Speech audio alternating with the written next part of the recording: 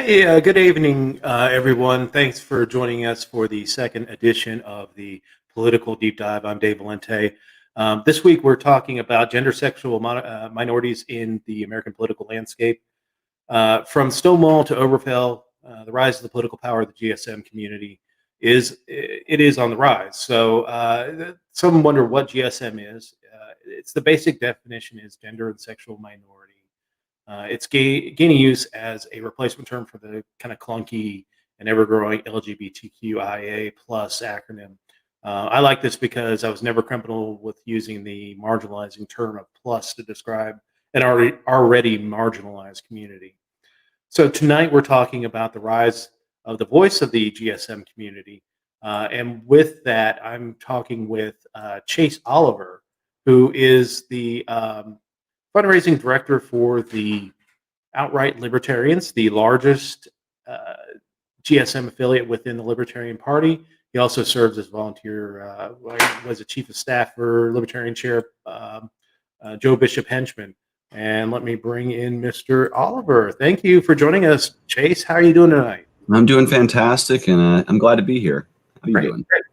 So I did characterize you're chief of staff for Joe as well, right? Yes, I'm the chief of staff for our chair of the Libertarian National Committee, Joe Bishop Henchman.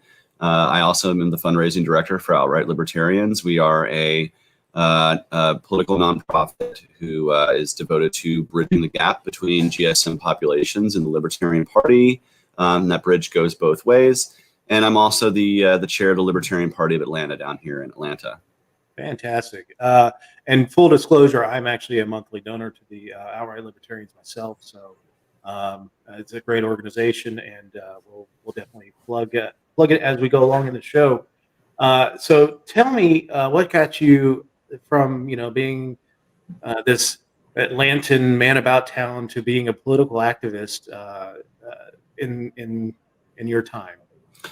Well, I would say my activism kind of started early on. I've always been someone who's kind of loved politics. I don't know, that sounds really weird to say, but from even like a young age, I remember like being fascinated with how bills become laws and all that schoolyard rock stuff. And so at 14 years old, I was a phone banking for Al Gore in 2000. So like my working on political campaigns and working on issues goes way back. And even back then, my main issue was like peace in the world, and I was always against the death penalty and all these things. So over time, as the world has changed, the realization that I was actually more of a libertarian, and that's really the only anti-war party that exists currently that you're going to see in all 50 states.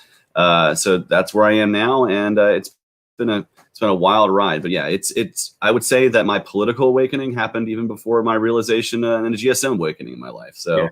It's kind of wild like that, Excellent. So now you ran for Congress this summer to replace John Lewis. Tell me about that experience and how that helped grow your activism and what you learned from it.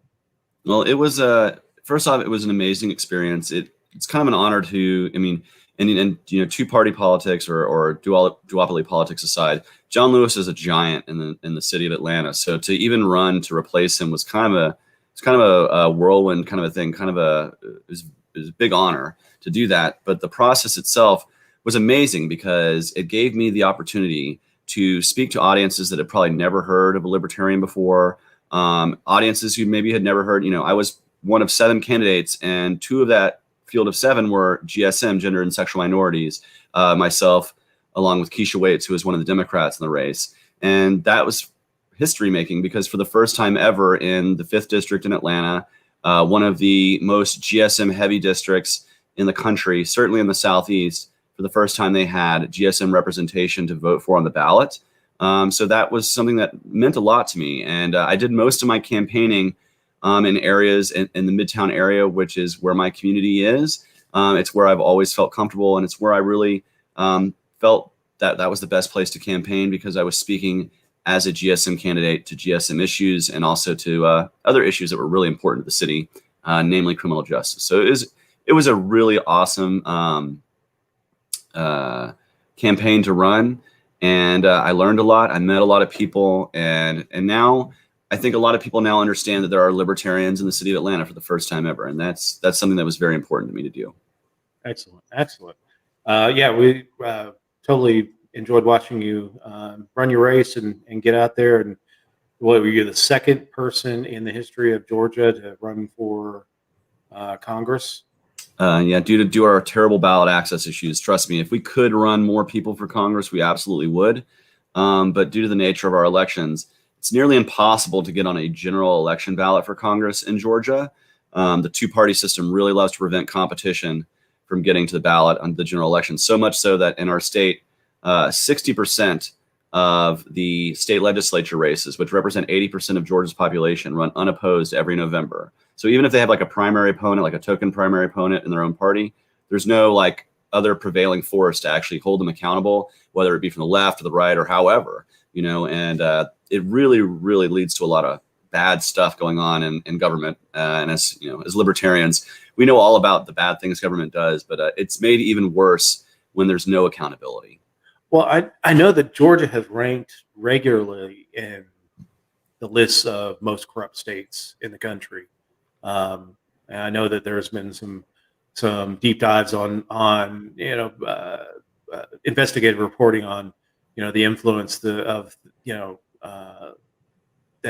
people have had on the legislators there. But yeah, I mean a lot of those races don't even get a primary opponent. So just the filing fee is all that they have to do to get on and get it elected to office. Once they get past that first election, it's pretty much smooth sailing from there, unless they get a serious primary challenge. And my race ended up in a runoff, and then they had just recently had the runoff election. And Kwanzaa Hall is the man who won my race for Congress. And I would really like to speak with him once he ends his term in January. And I'd really like to hear his opinions on exactly how the processes work in that institution. And I want to see how much actually he got to speak and how much he actually got to do anything, because as our libertarian congressman, Justin Amash, likes to remind us, they don't really legislate anymore in the legislature. It's just kind of you sit down and they tell you who you're going to vote for and how you're going to vote. And one of the main reasons I ran is I wanted to provide the people of Atlanta the chance to vote for somebody who's not going to play that game, who's going to vote independently, who's going to vote not thinking about what Nancy Pelosi or whoever the House minority leader is, whatever his name is, Kevin McCormick, Yeah. And whatever they want to do. I wanted to do what the people would want to do and what would serve the people of Atlanta best. And so I really would like to speak to the guy who actually won the race. He got 6 weeks in Congress, and see exactly who replaced him?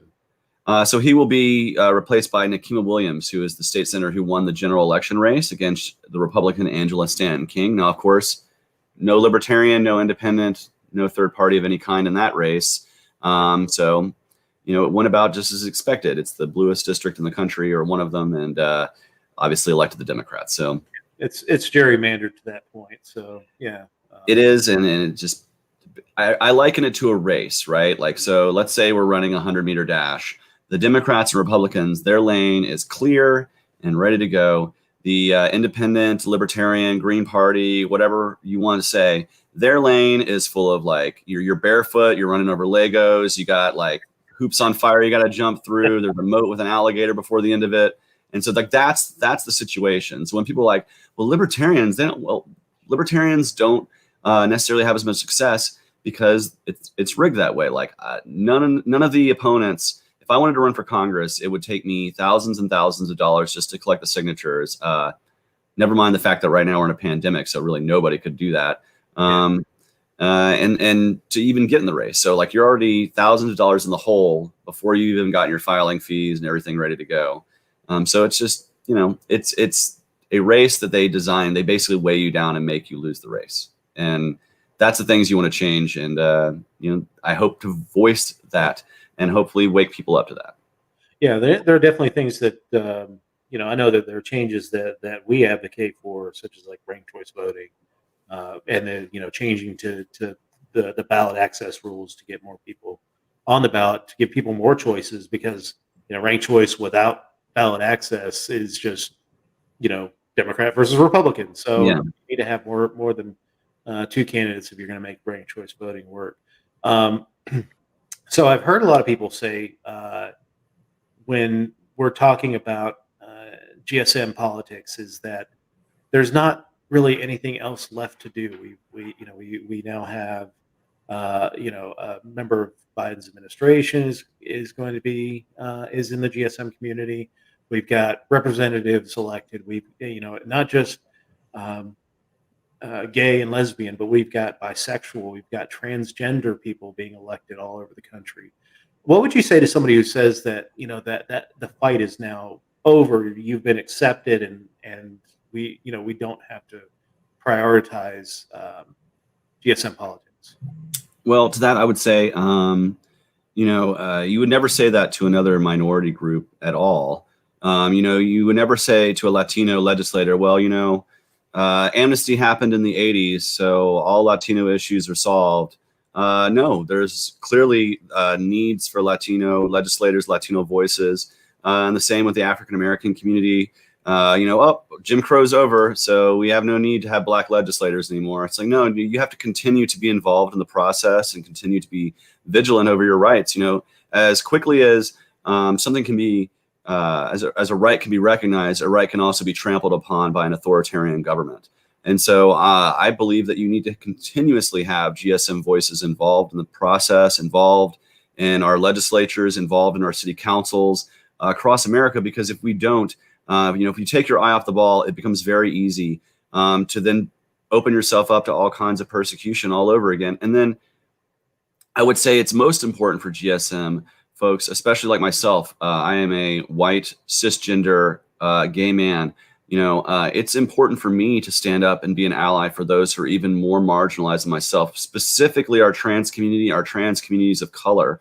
These people, these folks, they have had the toughest struggle. And it's something that as a gay man and as an ally to them, we always talk about allies to the GSM community. Well, what about allies within the GSM community? That's what we need to have. We need to have those strong voices to hold up our trans brothers and sisters, our non-binary friends, and give them a voice. And for that, I will always work to make sure that those who are most marginalized, specifically within our community, have that voice, have that chance to be free and prosperous as we all want to be. We want the world set free in our lifetime, and that means for everyone. And to do that, we have to recognize and respect everyone.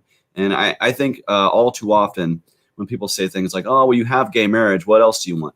Well, what we want is to continue to live free and equal. And to do that, we have to be represented in our population, in our republic. That's part of it. And we still don't have the proportional representation in our government that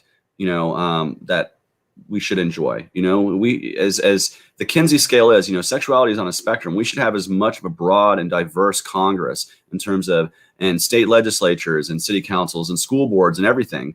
So that way we can make sure that all voices are heard. And specifically in local government, school boards are very important. It's very important to have a trans voice in a school board, because while we have government schools, you can argue about whether they should exist or not. But while they're there, we need to be making sure they are accommodating everyone in the public. It's a public school, and we need to be making sure that we have like trans positive voices on our local school boards. So it's even more important as you get more and more localized to have those voices, especially, I'm blessed that I live in Atlanta. I could live in an area of Georgia that is not nearly as GSM friendly, and it would be a much harder time for me to do any of this.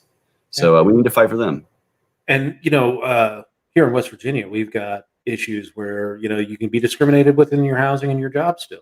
The fight continues, and a lot of people will tell me that that, oh well, we've got gay marriage now, and they're even point to this member of Congress or this person doing this, and the fight is not over. There, people, when we talk about trans issues, especially how young trans women are getting murdered at a high level, and the police not doing anything about that, or the police doing it and not investigating those crimes. You're right. There is plenty to do for us. So tell me about President Biden has nominated Pete Buttigieg to be the Department of Transportation head. How important is it to you to have someone break that barrier? Well, I would like to remind people that as great as it is that Pete Buttigieg will be a cabinet secretary, and it's its own thing. It's very special. President Trump, to his credit, actually hired an intelligence director at a cabinet level position who was openly gay. So, as abhorrent as Trump is, to be proper, the first cabinet secretary that was openly gay happened in the last 4 years. So, but I will say this. Pete Buttigieg is a young up and comer. He is representative of many of GSM families. The fact that he is married, and he served in the military. He is representative of a lot of kind of stereotyping, breaking things about GSM people. Like a lot of people who fight against GSM people, or who denigrate or discriminate, or who are bigots against GSM people. They hold up this stereotype that is not Pete Buttigieg. And so it's important for visibility to actually have people, but honestly, it could be anybody to me. Like, in terms of, like, do I think it really makes a difference? Yeah, I think it's nice to have GSM visibility, but I'm not super looking forward to probably all the spending and stuff that's going to come out of it. But he seems a respectable guy, and I'm not. And here's the thing, I don't know him, so I can't pull a Bill Weld and be like, I vouch for Pete Buttigieg. I don't vouch for anybody. I don't know the guy. But from what I can see, he seems like a guy who's happily married. More power to him. It's great that we see happily married GSM people in the world. Look, the sky's not falling. Pete Buttigieg is married, and the seas have not turned red, and the asteroids haven't come and taken us out. It seems to me that he's proof that all this hype about hating on gay marriage was really much to do about nothing. And so, while we seek to have a world where government doesn't get involved in that kind of stuff at all, as we see it becoming more and more inclusive, I don't see the sky falling. So as far as representation mattering, it's nice that Pete Buttigieg will be on the cabinet. I would really like to see, I hope it's not a token representation. I hope he has some sort of transportation experience, infrastructure experience as mayor. Maybe he's got a great strategy, and maybe he threw an awesome presentation at Biden and the transition team. But if it's just for token representation, I mean, that's not really what I'm all about. I want to have somebody who's competent, and I think you could find a competent GSM transportation secretary who isn't Pete Buttigieg, who is GSM. I'm sure there's one out there. I'm sure there's somebody out in the Department of Transportation who knows what the hell they're talking about, who also happens to be bisexual or asexual or pansexual or lesbian or whatever. So, it's nice to see representation, but I would, we'll see how he does. Yeah, and that's the concern that I have, is that I don't think he's got a whole lot of transportation experience. I mean, he is a relatively small town mayor. I hope that he has not been put into a place to fail, like set up to fail, because his skill set does not match the job that he's been put into. But as a political leader of a cabinet level department, it's really more who is under him, who he chooses as undersecretaries, that really will set the course for his administration of that department. So, yeah. But yeah, it's interesting to see Biden go in that direction with him. I thought there probably would be a few better alternatives for him to serve in the cabinet, but I would have thought VA secretary maybe, because he's a veteran, or perhaps some kind of ambassadorship or whatever. But the rumor earlier was that he was going to get the China ambassadorship, which would have been a fantastic stepping stone for him. But here's the thing, and this is what I'll say about the Biden administration as a whole. And this is what I say about any president who's not the libertarian, right? So it's basically every president who I've had in my lifetime. Mm-hmm. I hope they do the things that we agree on. I don't hope they do the things that we disagree on. So I do hope that we get some kind of, because the Democrats, they talk a big game about criminal justice reform. Well, let's see if they do it. And if they don't, well, I'll be disappointed, not shocked. I will actually be more shocked if they do the things they say they're going to do that I agree with. But just something about it tells me that that's not going to happen. Like if you look at the vote on marijuana legalization, for instance, that vote was a token vote. That vote was basically like, we're just going to show that we want to do it, even though it's in a lame duck presidency. He's never going to sign it. It'll never pass the Senate. It'll never get taken up by the Senate.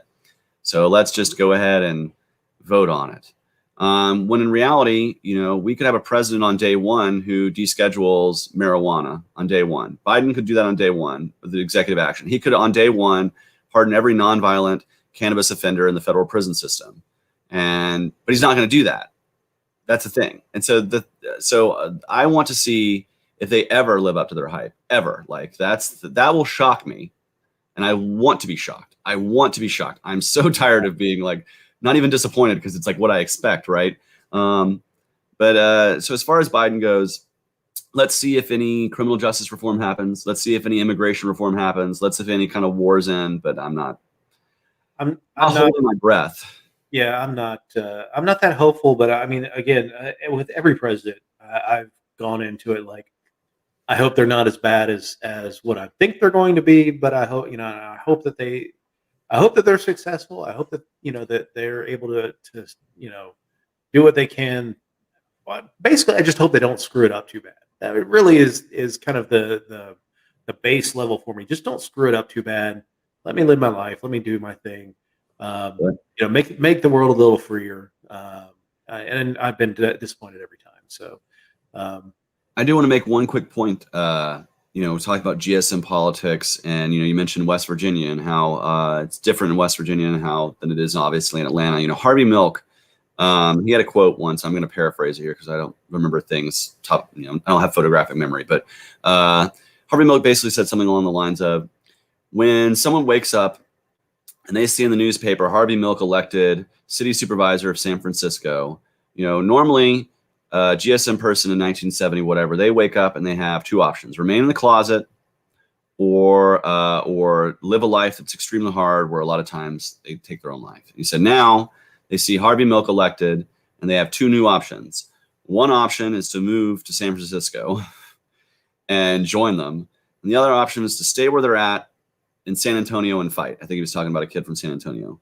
And I think we're now at a position where we have many urban centers, which are havens for GSM people. They enjoy non-discrimination. They enjoy a more welcoming society, even without government mandate or anything like that. They just live in a more welcome, open society.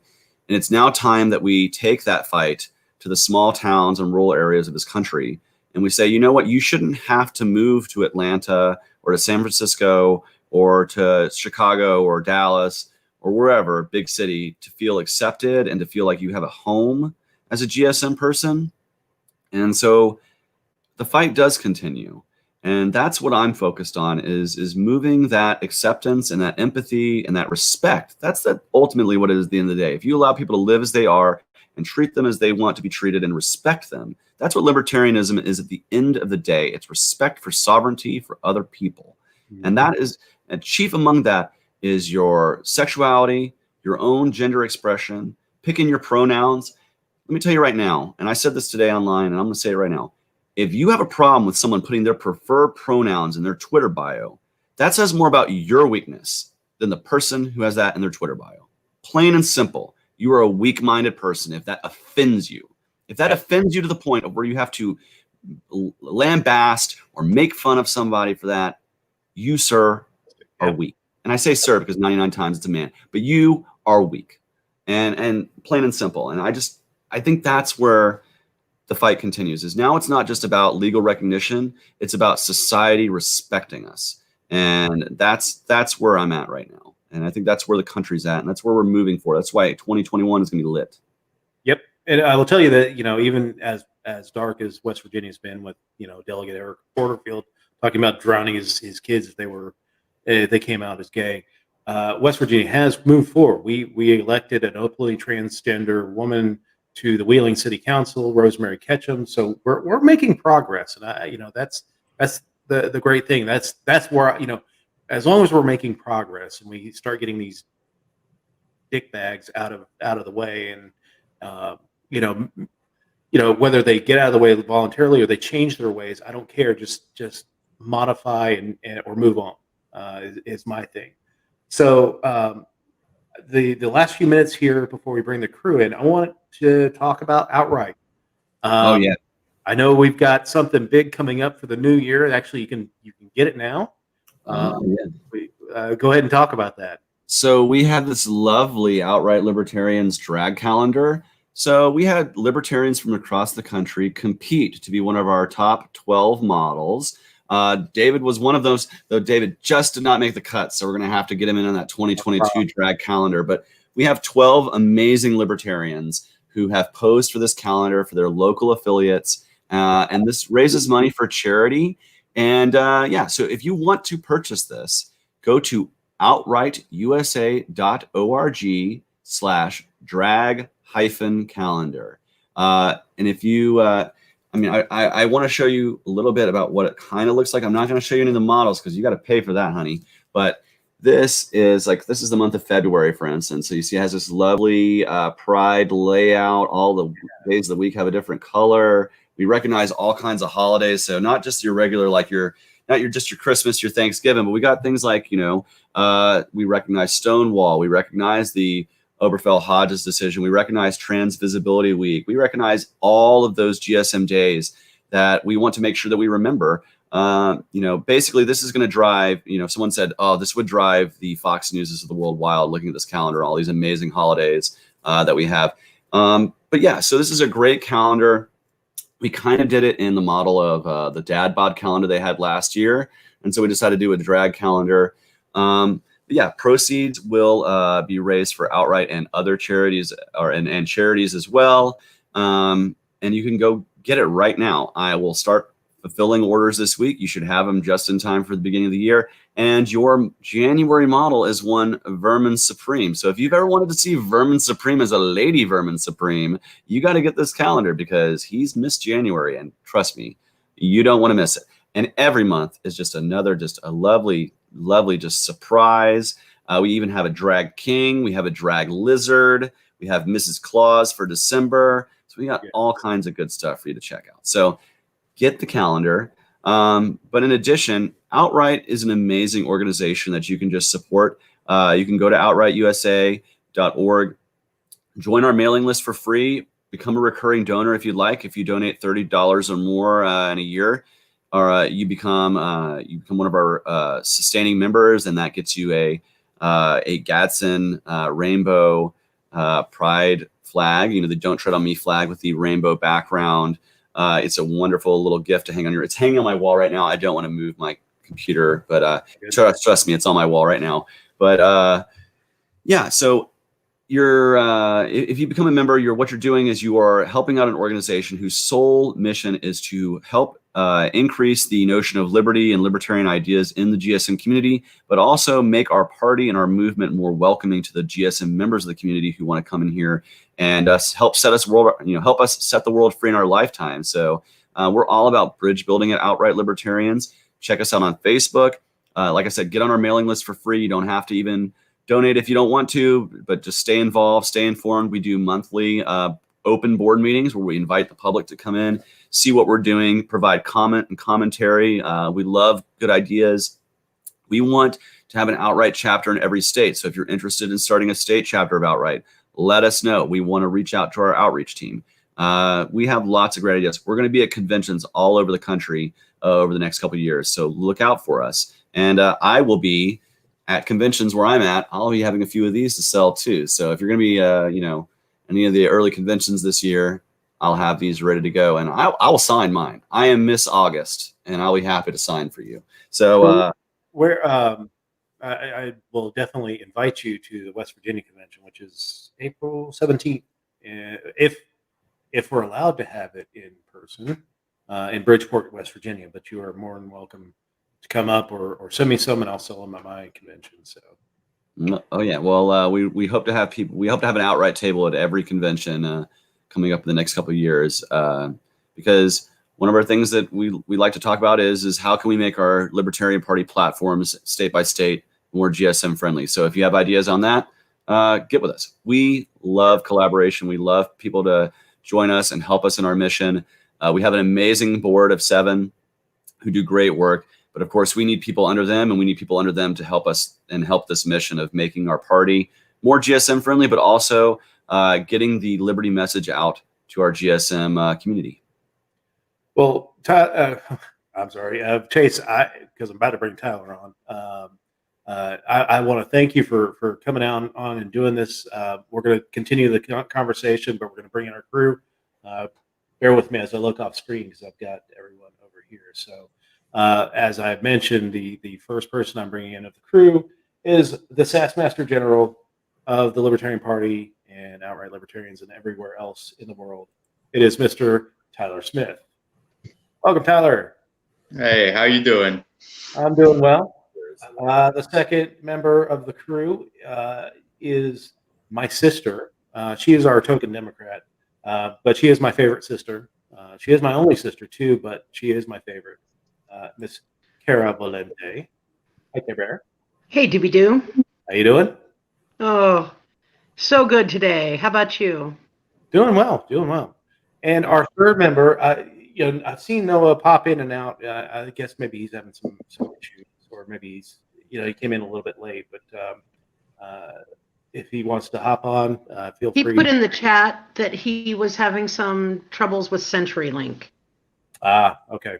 So if he pops in, I'll be sure to look over and try and get him in. So, but our third member is a new member this week. It is Natalie Bruno. She was a candidate for Oklahoma Senate. Was it Senate or House? It was Senate. Senate, and then you got kicked off the ballot. Yeah, it was quite the ordeal, but it's okay. It works out. 2022 is going to be my year. Excellent. All right, so this week we're talking GSM in American politics and the growing voice of that community in politics. So, what are your thoughts? We'll start with Tyler, since you are a member of the community. What do you think about what's going on? If she hadn't have been already brought up, I was actually going to mention that you're very close to home where you at, Miss Ketchum up in the Wheeling City Council. Her story is one that I actually do like, even though every policy decision that I've seen her publicly make, I could probably pick it apart because we just disagree at a philosophical level. However, everybody that I've seen that have had a naysayer's opinion on it, as Chase said, they hold up this stereotype. It's like, oh, of course, now they're elected, can we stop bitching about the problems that they face and everything like that? And I apologize. I have the mouth of a sailor, or at least one that will make a sailor blush. That being said, following her story, following her rise to that position and her election win, it was not unheard of. It was very well known that she was very involved with the homeless community, with charity projects, helping out the area that Wheeling is in. She was very community involved. She did everything that you're supposed to do if you're going to run for a position such as city council. You are involved with your community. You are showing that initiative.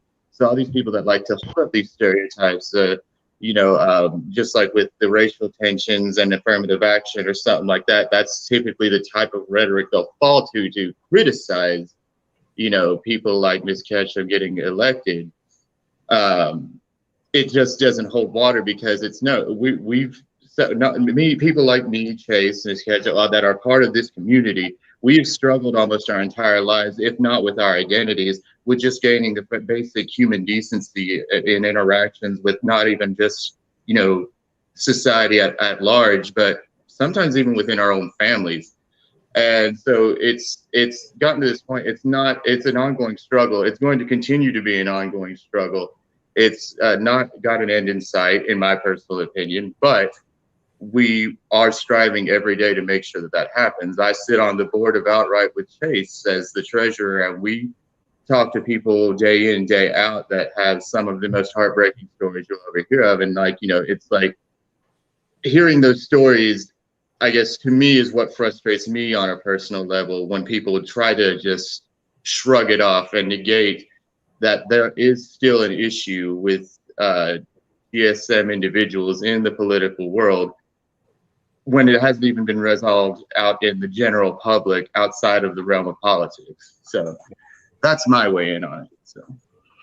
So Kara, as you're a mother of two members of the GSM community, and so tell me about what your life has and their life has been like in New Mexico. coming up and coming out? Well, and they're quite young. So my 19-year-old daughter, Maddie, is a lesbian, and my 16-year-old daughter, Hazel, is transgender. And Hazel, both of them are pretty fierce. Maddie expresses her activism through music and through writing music, and also a desire sometimes to burn the place down. Whereas Hazel is very active in her high school. She set up a GSA in her high school. She started that. She's an amazing activist. She was part of Generation Justice, which is an organization here in New Mexico that does not just gay issues, but a whole host of progressive issues through activism. And they have a radio show, and she interviewed the kids from Parkland High School when they came through. And she's going through mock trial and plans to go to law school and would like to represent the LGBTQ community as a lawyer. So she's remarkable. They're terrific kids. They've been very open with us. They came out at a very early age. Maddie, I think, was 13 when she came out, and Hazel was 12. But absolutely, completely sure of themselves, really open-hearted, kind, brilliant young people who are going to make a big difference in the world, I believe. Yeah. So Natalie, tell me about Oklahoma. What's the situation like on the ground there? Oklahoma is one of the redder of the red states, like West Virginia with me. Do you have any open politicians in Oklahoma, or?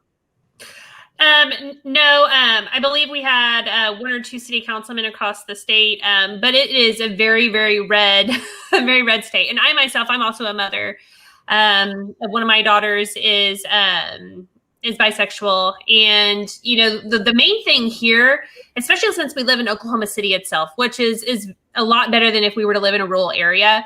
But I think it's just a real big education issue here. And that's something that we're trying to work on. Is it's not really as much that people are, against, the GSM community, but it's mostly an issue of not realizing that certain rules or allowances and how they affect the community, because especially when you're a teenager, and I talked about this with my daughter, you're having an issue, with yourself and figuring out who you are on its own. And then when you add in, you're in a very red state. So teachers and counselors and stuff are like, oh, it's just a phase you're going through. You're not really that way. You're going to grow out of it. It's just because it's the cool thing, which just kind of screws up kids even more, because they're like, well, is that true? Do I know, anything about myself? And they don't realize, or at least when I've talked to the counselors and people locally, they don't realize that what they're saying is damaging. And so here we just have a big education issue because we're so red. So that's kind of what we've been working on locally. But we're kind of behind the times, probably more so than most of the other states.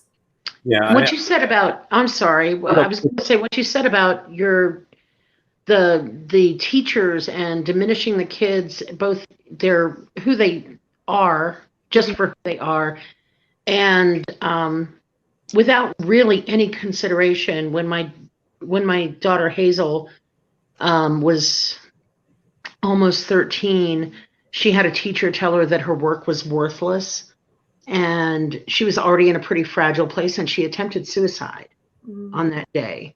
And the teacher refused to take any responsibility, wouldn't even attend a meeting where we had to talk about our safety plan for her to return to school. She just said, well, this isn't my fault, and she walked away.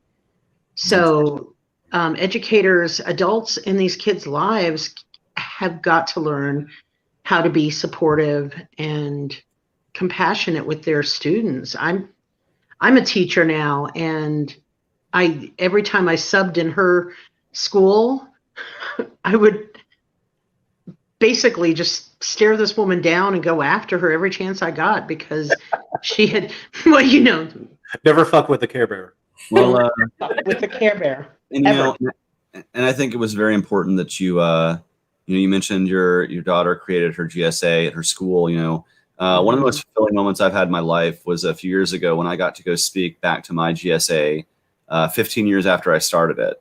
So I want you to tell her that she needs to look forward to in 15 years going back to her high school and realizing A, how old she feels once she gets there. That was like happening. Let's not talk about old. But B, you know, the first thing I asked them was, you know, so I want everybody to raise your hand if there is a gay, lesbian, bisexual, or transgendered member of your favorite television show. If they're like on the main cast, they're on almost every episode.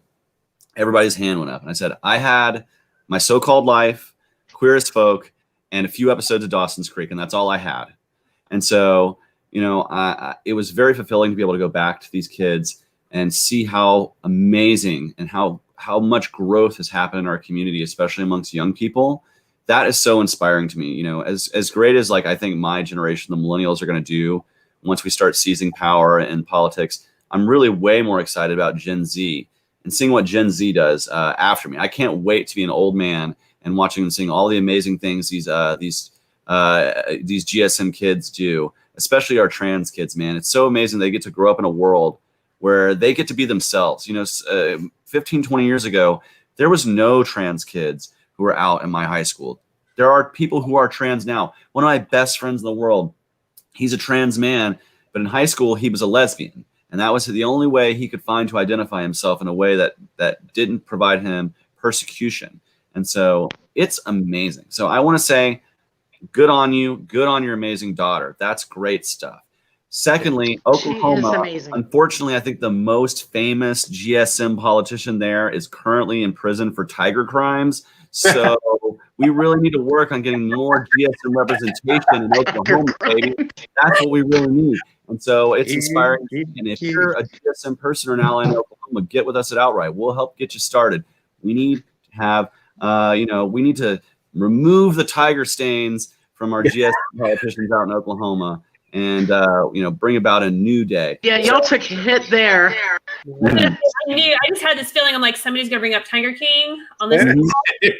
Stripes and mullets are out, honey. It had to happen. Yeah, it's bad.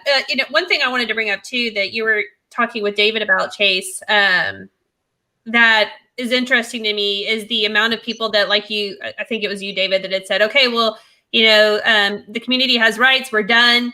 There's nothing more to do. And if anything, it's even more important now, to have, more diversity in our government, because as things are, more acceptable now, we have more issues and questions that come up, like the whole birth certificate issue, that the real way to solve them is to have a more diverse group in there making the policy changes so that they can actually be a discussion like, oh, well, we didn't think about, how we're going to change birth certificates to accommodate same-sex parents, how are we going to change, these kinds of forms to accommodate this? And, the older, more traditional people that are in offices right now, they're not going to be forward thinking. And how can we change these to be more accommodating, because that's too much work. And so if anything, it's even more important now that we continue to focus on things than just, hey, we have rights, so let's just be happy with that. And even in like things like the public sphere, like public education and sex education, it would be nice if I think sex education brought up the fact that there are asexual people in the world whose sexuality is not the be all end all for them, and that they find fulfillment and romantic and partners in life without sexuality or without sex. And, so even as things have become more and more inclusive, you're right, there are populations and people that we could also be looking to recognize, make sure that they are validated in the world. That's part of this is validation from society. We can self-validate ourselves all we want, but until society starts doing it, we have to keep fighting for that stuff. So yeah, you're right. The law is not just Jim Crow was not the end of the struggle for the Black American. So I don't see why gay marriage should be the end of our struggle as GSM people. Yeah, you hit the nail on the head when you said respect. It's about respect. Building that respect. Yeah. You don't have to live in that you don't have to be that lifestyle. We're not telling you to be that lifestyle. Just respect. Don't be a dick. That's the general rule for me. Yep. Treat others as you want to be treated. You were going to say something, Tyler, and I cut you off. No, you're fine. Like that's exactly what I was going to say. Existence is not taboo. The existence of a homosexual for the longest time was regarded as taboo. There are propaganda films from the 50s that like paint us as some of the most demonic possessed assholes on the planet. And I'd like to think I'm a fucking delight. But you are the existence of a homosexual is not taboo. The existence of an asexual is not taboo. The existence of all of these sexualities, Demi, Sapio, Otto, like all these other people who have different identities they adhere to based on what they feel inside are not taboo. And that's what a lot of, I think the argument comes from more conservative leaning people, not politically, just in general, a demeanor, is it feels like they are being force fed. And that's the argument we always see. It's like, stop force, I don't care that you're that way, stop shoving it down my throat. Okay, but then stop pretending I'm not real. Yeah. Like, because I am. And the fact of the matter is, I'm not telling, like, I think that it's not even necessarily a disagreement. I don't think we need to necessarily elect or appoint people like Pete Buttigieg or Miss Ketchum in West Virginia, or, I cannot remember the bisexual representative from here in Arizona. Kristen Cinema. Cinema. That's right. I knew it was. I about called her Theater, so like that because that's the only way I can remember her. But it's not about having necessarily or forcing through those elected or appointed individuals. Just a little bit of like representation in terms of if there is a bill that concerns our issues, bring in an expert witness to the fact or something like that to help shape them. Bring in a consultant. Bring in something. It's not, and that I feel like that could be the happy medium because. Not saying that it's a valid argument, but that's where the whole criticism, quit shoving it down our throat, comes from. It's because because there are a few voices that don't have the nuances that present it, and they're here, they're queer, get used to it. Yeah, we are, and if you don't get used to it, I'm not sorry. Don't talk to me then. But that being said, it is like it is nice now, like you said, Chase. You're excited to see what Gen Z does. You know my fiance very well. He's Gen Z, and also what he calls gender chill. He can sometimes wake up and they identify as they that day. We live in a very and like he utilizes music the way I believe it was you said your child does, Kara. That he utilizes music to do that. He's now working with a transgender artist here in Arizona to actually speak on transgender issues and sexual minority issues. Her music is wonderful. Her name's Stacey Rose, and if you get a chance to look her up, you definitely should. But it's like it's some movements here and there. It's not shoving it down your throat, as many people like in my own life that I know that say that. It's quit treating me like I'm not real.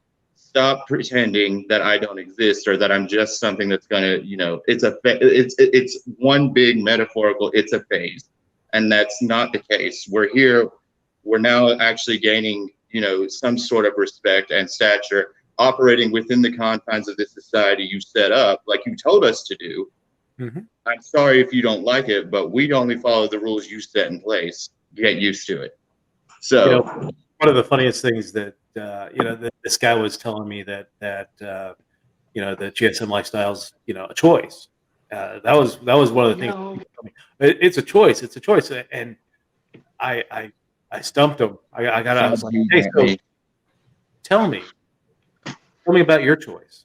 What did you how far did you consider your sexuality? Did you consider having a gay lifestyle at all? And oh no, it was natural for me. I'm like, well, if it's natural for you, and I think that set the that turned the light bulb on for them to see that, well, maybe it isn't. Okay, well, I did make a choice. It was kind of natural to me. I did make a choice. But I think one of the great things about what's happened and the openness that we are seeing is that we are identifying, like, people were complaining that, you got LGBTQIA and all, you're putting all these letters on here, and what are all these things? And it's just that we've opened up that to now to the point that we're identifying other, people are out, free to declare what they are. what they believe in, who they love or who they don't love or what, how they love. And that's a great thing. People are saying, oh, well, they're, forcing it down my throat. It's just people are allowed to speak those words now. And that's a beautiful thing for me. Yeah, we have words for it. Yeah. We don't. 100 years ago, it was all this. They're all just, you're all queers. It's all just the queers, and it's all the whatever, right? And it was all lumped. Everybody, bisexuals, gay, gender non-binary, all of them were lumped into some sort of, you're just weird and you're different, so you're queer. And it's just like, a lot of, and then there's, and something that happens as society becomes a more learned society as we grow, our definitions of things grow. It used to be, if you have a basic definition of geology, that's a rock. But if you are someone who understands geology, that's a sedimentary rock. That's a piece of limestone. That's a piece of granite. You are able to more accurately describe what things are. Mental health. 100 years ago, everyone, that's just a retard. That's just a retard out there. That's what they used to say. But now we have a broad definition of all kinds of mental disabilities, autism is on a complete spectrum. Like, there's all these understandings of mental health and psychology that we understand now because we have words for them. We have terms for it. We've studied them. And this is the same with GSM people. And that's the thing. We're not expanding the definition. We're understanding that there is more than one definition. Perhaps what we're understanding is that we're not black and white. We're not. It is every bit of who we are, from our head to our toe, is a spectrum. And we're a spectrum of gender. We're a spectrum of mental health. We're a spectrum of intellect. We're a spectrum of political identity. We're a spectrum of who we are as people, that no one fits into this perfect mold. And at the end of the day, that is the central tenet of liberty and libertarianism, is that we do not fit into a collectivist slot every time. We are all unique individuals, and that society, and specifically our government, works best when individuals are allowed to make the decisions and not collectivist decisions. And that goes to everyone. That goes to respecting everyone's individual sovereignty, individual right to be who they are, to respect who they are, to respect their own journey, and to understand that you're right. This world is not black and white. We are a world of endless possibilities of colors and hues to the rainbow.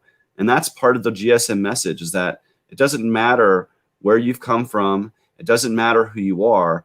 We, as a community, accept ourselves and we accept other people. And that's the message that if GSM people could give to the straight community, if that's the one thing that I could give to them, it's that's the message we have for you, and we want you to have that same message for us. We don't disrespect the fact that you're a heterosexual, but we want you to respect the fact that we are not. And that's the truth. A cisgender heterosexual, because there are plenty of trans heterosexuals out there. I didn't want to, make it seem like it's only a sexuality thing. It's a gender expression thing too. But that's, at the end of the day, that's the two-way street we're looking to walk down. That is why libertarians think bigotry is repugnant, because we want to respect everyone's sovereignty to live as free people as who they are.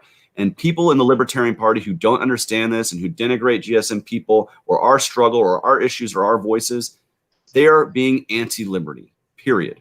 Plain and simple. There's no ifs, ands, or buts there. You're being anti-liberty if you don't believe people can live free as they are, and you take offense to it. So we are coming rapidly to the end of our hour. We're at 5 minutes left. I'm moving into our one thing for the week. Each of us will get a chance to address. You get a minute. Talk about whatever you want to talk about. You can talk about it, whatever's related to the show, or you can talk about something completely different. In the future, I'm going to call this one ping only, just a reference to the Hunt for Red October. But go ahead, as our guest this week, our illustrious guest, Chase, go ahead and give us your one thing for the week. So I want to highlight a group that does a lot of amazing work here in my hometown of Atlanta. I'm pulling up their About section right now of their website, but they are called Lost and Found Youth Atlanta. They were started by the Sisters of Perpetual Indulgence, who are a charity drag troupe here in Atlanta. And they specifically function to provide spaces for homeless GSM youth who have nowhere else to go. They've served people as young as 13 who are dropped off in the streets of Atlanta from rural Georgia and left on the streets because their parents wouldn't accept them. So they're a wonderful organization. I recommend anybody gives them. They're at lnfy.org.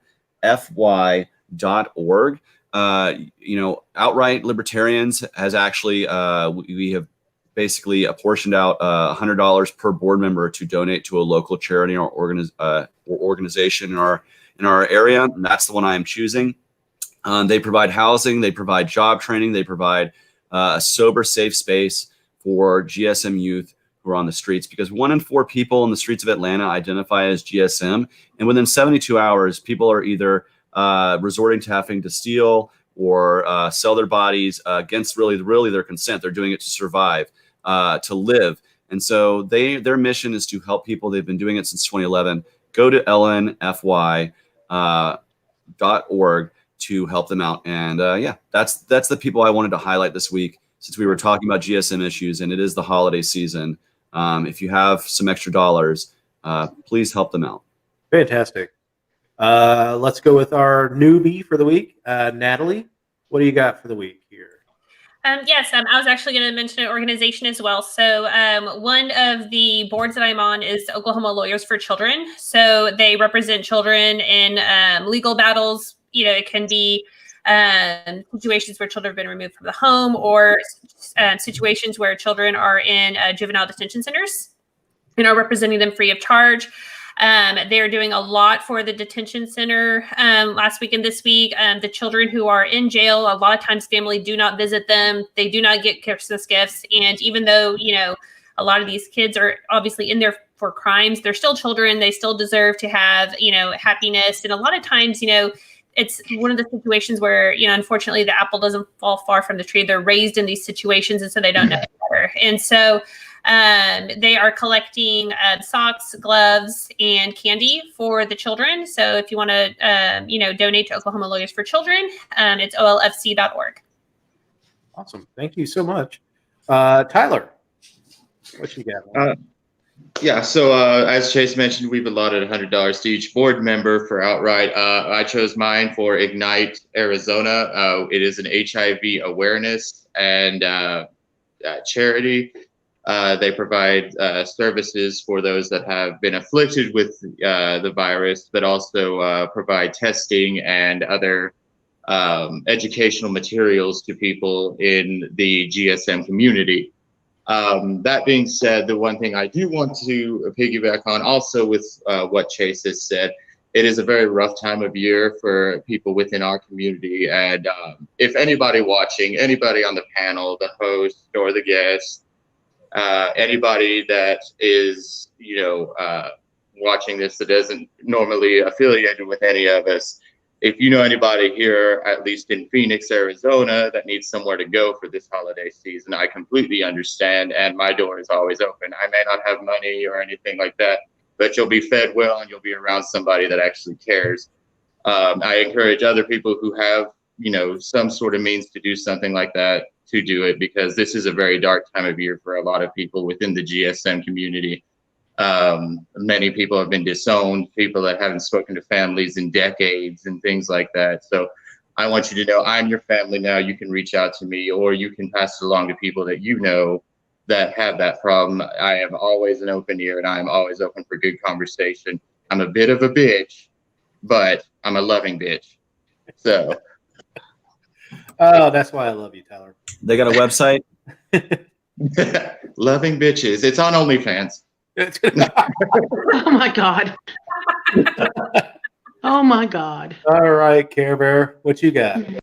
Well, I'm delighted to report that your nieces and their dad are doing much better. For those of you who don't know, my kids and my ex-husband have all had COVID, and they've been so sick. And today is the first day where I've actually felt a little bit of hope. And I'm also interested in striking up a conversation with you, David, about Deb Haaland being appointed as Secretary of Interior. She's my congresswoman. Want to know what your thoughts are on that, and as a displaced New Mexican, where you think the CD1 race might go. All right. Yeah, definitely. We'll talk about that in the second hour. Sounds good. All right. Well, great stuff. So I will close up the first hour of the show We're moving towards Christmas is next week. We'll probably have a show next week. And it's just going to be the crew and me and talking about our year and a year in review of what's going on in this dumpster fire of a year. But the group I want to highlight is this group right here. It is called The People. This is a group I'm on. Full disclosure, I'm on the national board of.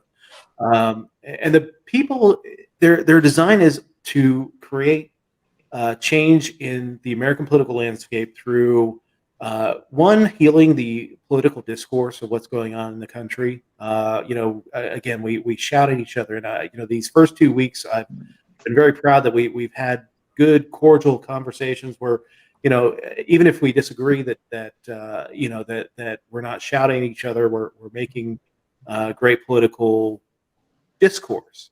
So that's one of the things they're doing, but they're also wanting to fix other things within the political landscape, such as things like ranked choice voting. So if you're interested in involved in the people, please feel free to talk to me. I would love to talk to you about it.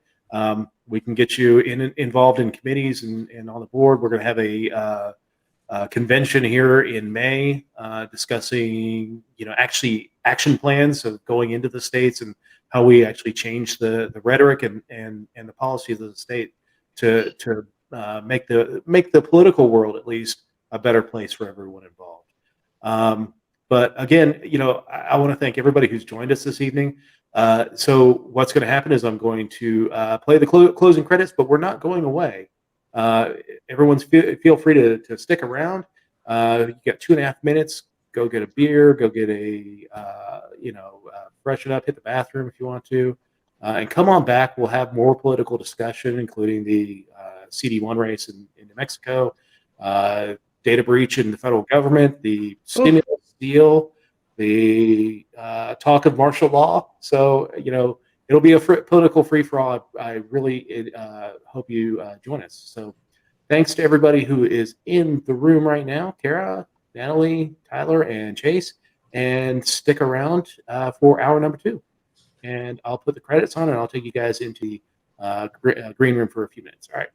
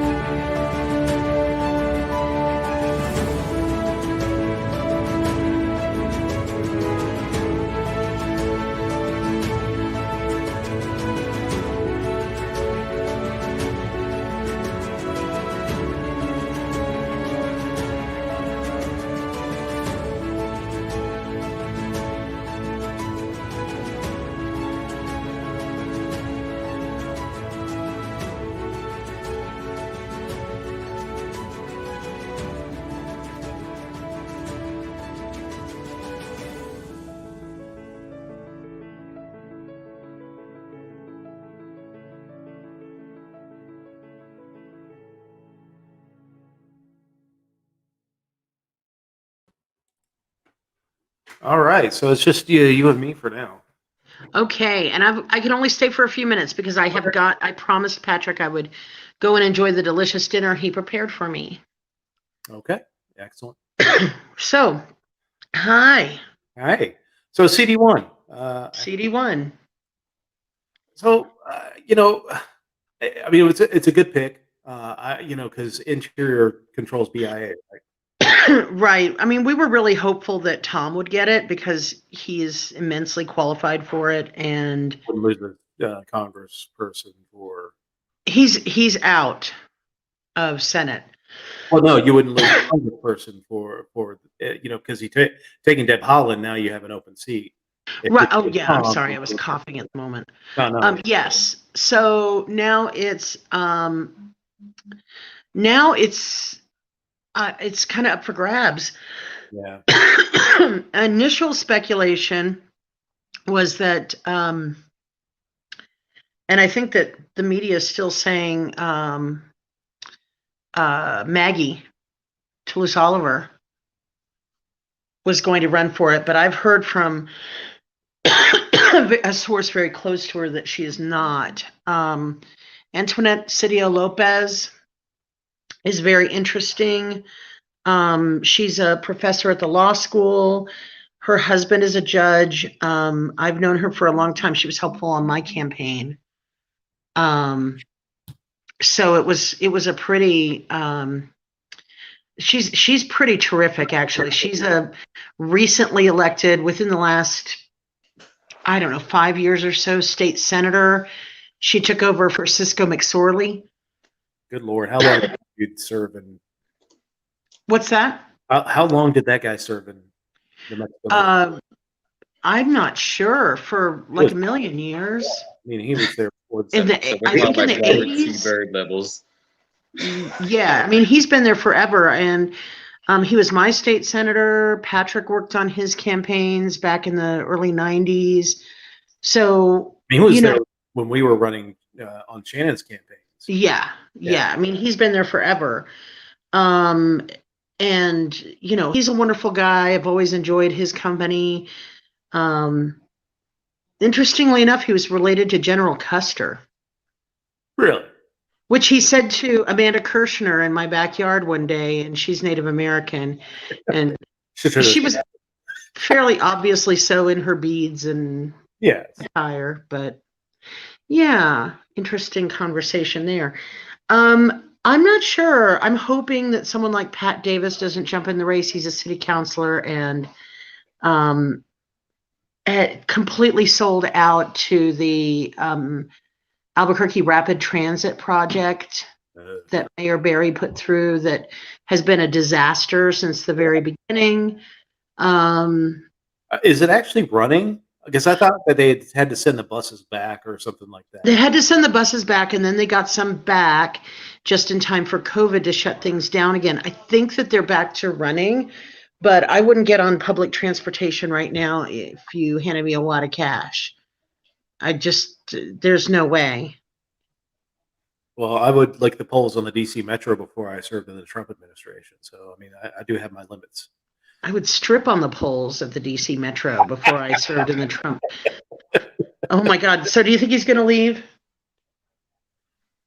Oh man, that is the $1 million question. Actually, probably it depends on how much he takes out of the Treasury before he goes. I think he will, honestly, because to stage a coup of this magnitude requires actual work, and I don't think that man's done a minute of actual work in his entire fucking life.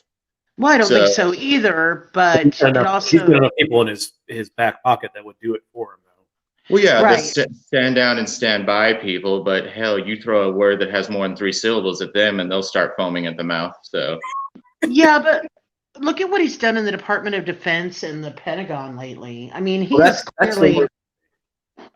That was the worrying thing, is that he fired the DOD director.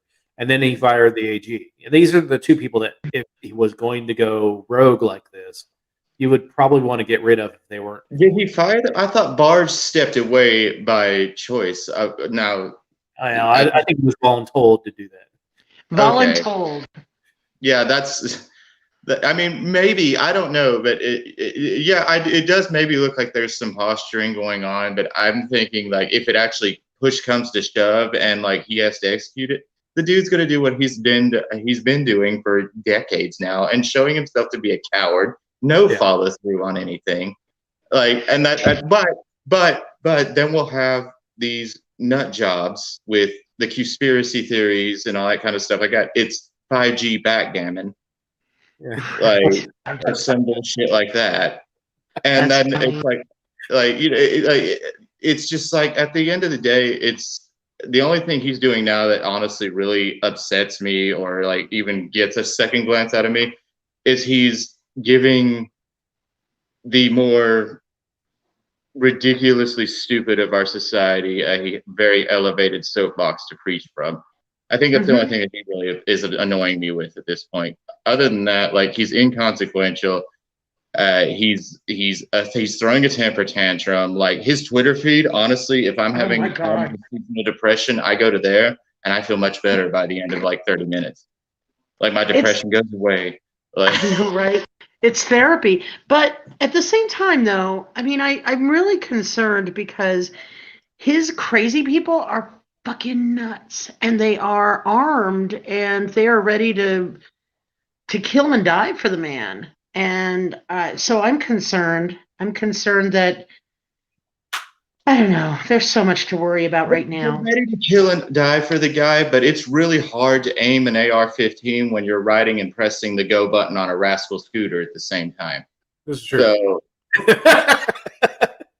So, like, I watched this one guy. He's like, "We're all up in arms for you, President Trump. We're ready to fight." And I go to his profile. The guy's not making fun of any part of what reason he might have for this, but the guy uses the walkers and on oxygen. I'm not really threatened right now. I probably have better aim. I'm just saying. That's Like, probably At least true. not run your ass, you know? and That's then probably true. we're seeing like historically significant statistics in terms of people of color that are buying firearms, marginalized groups that are actually forming, like the Pink Pistols, Operation Blazing Sword, kind of stuff like that for the GSM side of things. People that are actually arming themselves and learning how these weapons work and stuff like that. If they do, for whatever reason, decide to act upon this ridiculous notion that they can lead a revolution or a civil war, the chances are they're going to lose, because I don't know if you've seen gay men. We're ripped. We can do this. Like, You work out. Okay, I promised that I would go and have dinner with my family. I will try to come back, okay? All right, sounds good. All right. Hey, it was good to see you, my new best friend, absolutely. Mr. Sassmaster General. I'll talk to you guys in a bit. All right, cool. Okay, bye. Okay, Tyler. So this week we have seen a massive data breach at several federal agencies. My question to you is: do you think this is Trump repaying his buddy Vladimir Putin? Kind of thrown up in the doors before he gets out. Maybe loan forgiveness out of it or something. I don't know if it's like that, because honestly, the day before that became breaking news, people were commenting on it, or the day before, like, everything became breaking news, and he started like saying, "Oh, it's not that big of a deal." When it first happened, I was like, "Oh, happy Friday." Yeah. Like, I still remember what I put on, and like everybody's like, "Oh, ha ha ha." I was like, "Watch, I'm gonna create a conspiracy theory real quick. Trump did this because he knows how to manipulate Putin in order to get him to do this, so that they will actually investigate the election." Sure fucking enough, the next day he gets on there and he goes, "The media has made this data breach completely, more than what it was. They made mountains out of molehills. They made it huge and tremendous." Like, all that other bullshit.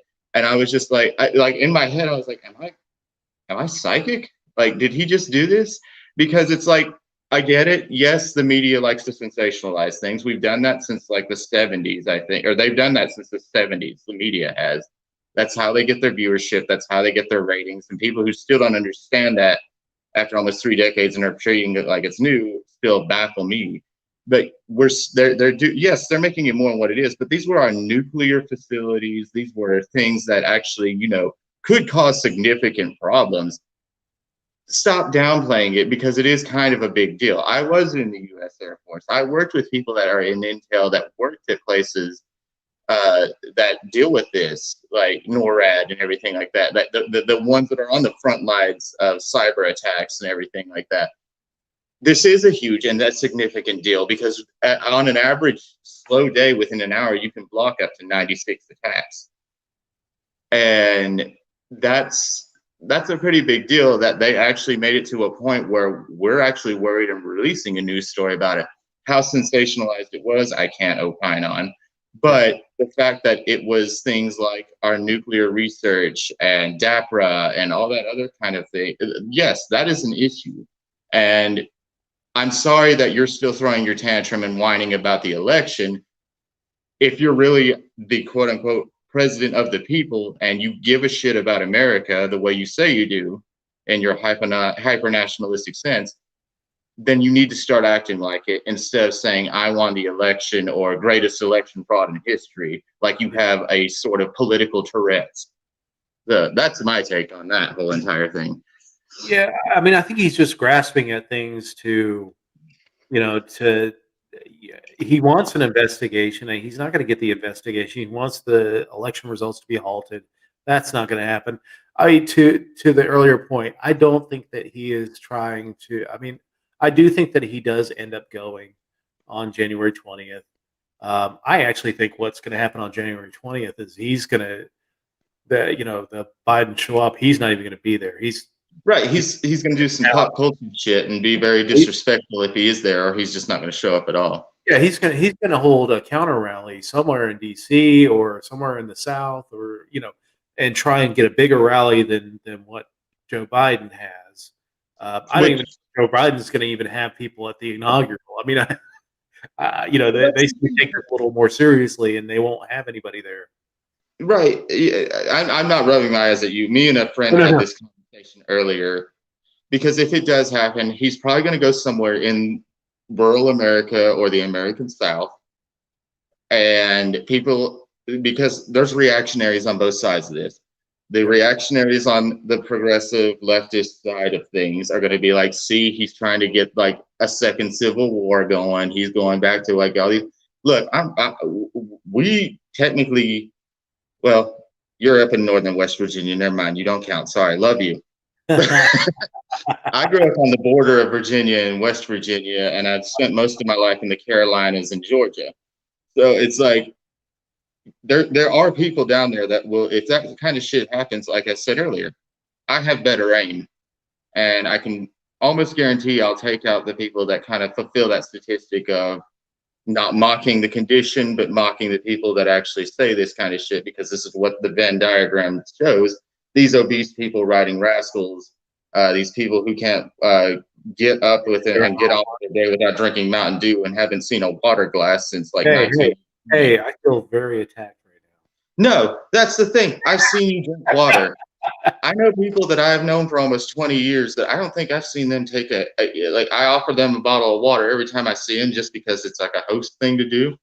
Granted, it comes with bourbon, so I kind of kill out the health part of it, but they never drank water. So that's what I'm saying. Like, I'm not really worried about these people who kind of vent into like the very unhealthy of society, the ones that wouldn't know what to do unless they had a talking head in front of them. Yeah.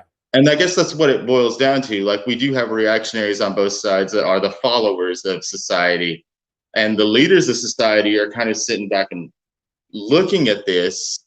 And we know who they are. We've seen them. We're all looking at this like reactionary bullshit, even within our own inside baseball with the Libertarian Party. We're looking at it like, you guys are so fucking dumb.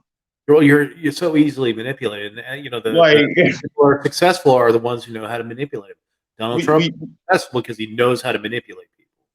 It's not that he knows how to manipulate. He just found the niche of dumb people that are easily manipulated. Let's see, like, I don't want to that's the thing. I don't want to toot Donald Trump's horn, because he is a multiple times over failed businessman. Oh yeah, he's absolutely abhorrent. He's abhorrent when it comes to public opinion on social justice issues like the Central Park Five, things like that. He is not a smart man. Anybody that tells me that, I'm going to sit there and think, I need to dumb down the words I'm going to use and drop down my words to 2 syllables. Like, I can't do this right now. Like, because he's not. Like, the people that follow him, the people that are like, and the majority of them, I will say, I do know some people who are very consistent in their beliefs and are intelligent people that do follow him and support him for their reasons. That's fine. I don't talk to them anymore, but it's like, I get it. He does have intelligent people that support him, but it's because of this fact that he has gotten some of the most reactionary individuals in our society that were stoked. Their fires were stoked by people like Barack Obama and even Alexandria Ocasio-Cortez. I'm not going to shit on. No, I am going to shit on them. I'm going to make it an equal opportunity thing. Fuck the Republicans. Fuck the Democrats. I'm going to shit on them too because of the way they address it. They blanket statement a lot of conservative mindsets because there's conservatives that don't support Donald Trump because they're consistent. And there's progressives that don't support Obama and AOC because they're consistent. That the way they have both contributed to this divide. And anybody that tells you any different, like I have a friend here in Arizona that's like, well, I voted for Biden because he supports LGBT issues. I was like, well, cool. Yeah, when it's expedient, that's fine.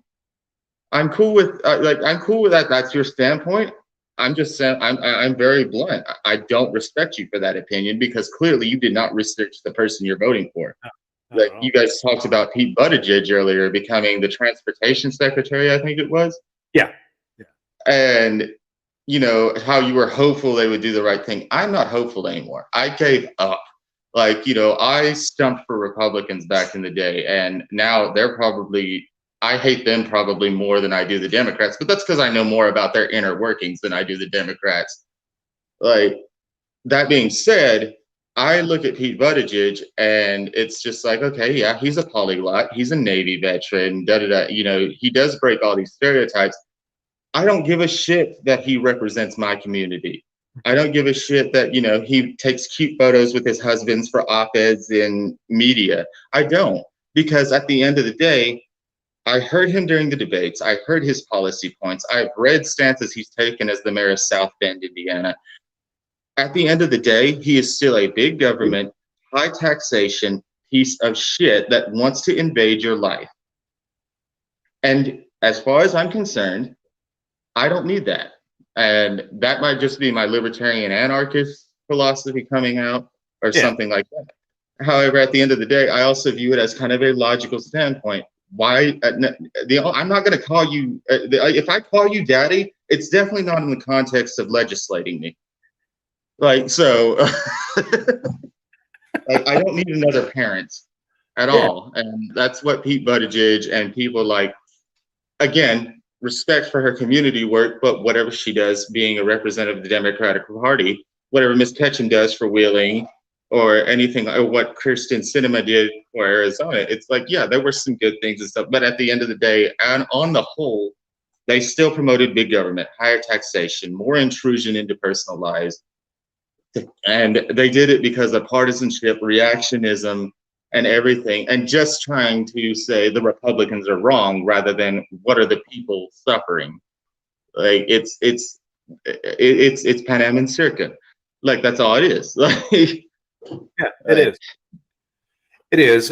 You know, I mean, I'm not as anarchist or anything as you are, but you know, I have not gotten quite to the point of being just, you know, completely cynical. I did have a couple of years there where I was like, everyone sucks. Chase said the same thing to me in a private conversation. He goes, I haven't gotten as cynical as you have.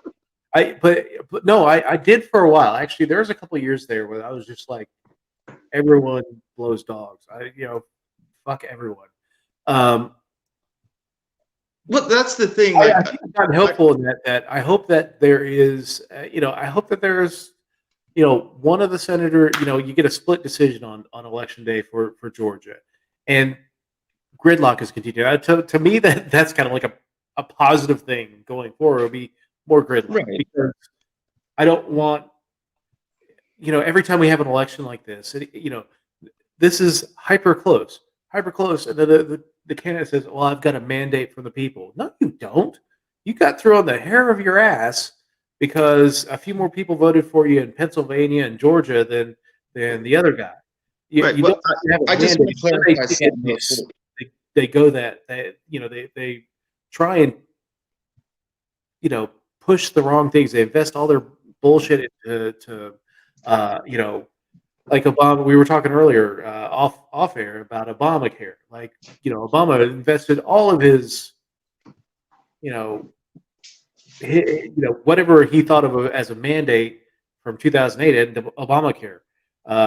Trump invested all of his whatever he thought of as a mandate into presidential edicts and replacing Obamacare, and or basically just wiping off everything that Obama did in his 8 years. Right.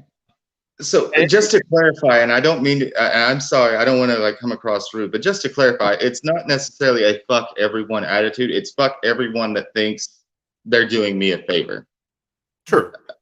Like that's the thing. Like just that's all I wanted to clarify, because it's like yes, it is cynicism, but it's cynicism because I don't trust the conditioning that society has been led to believe we need this type of hierarchical structure that to this day, in our very young existence of 300 and some odd years, and everywhere else it's had 1,000 plus, and we still have all these massive amounts of problems of humanity,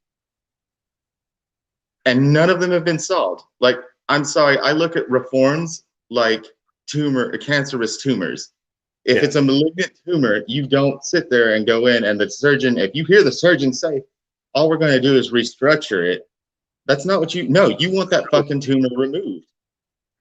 Like, that's what it is. Like,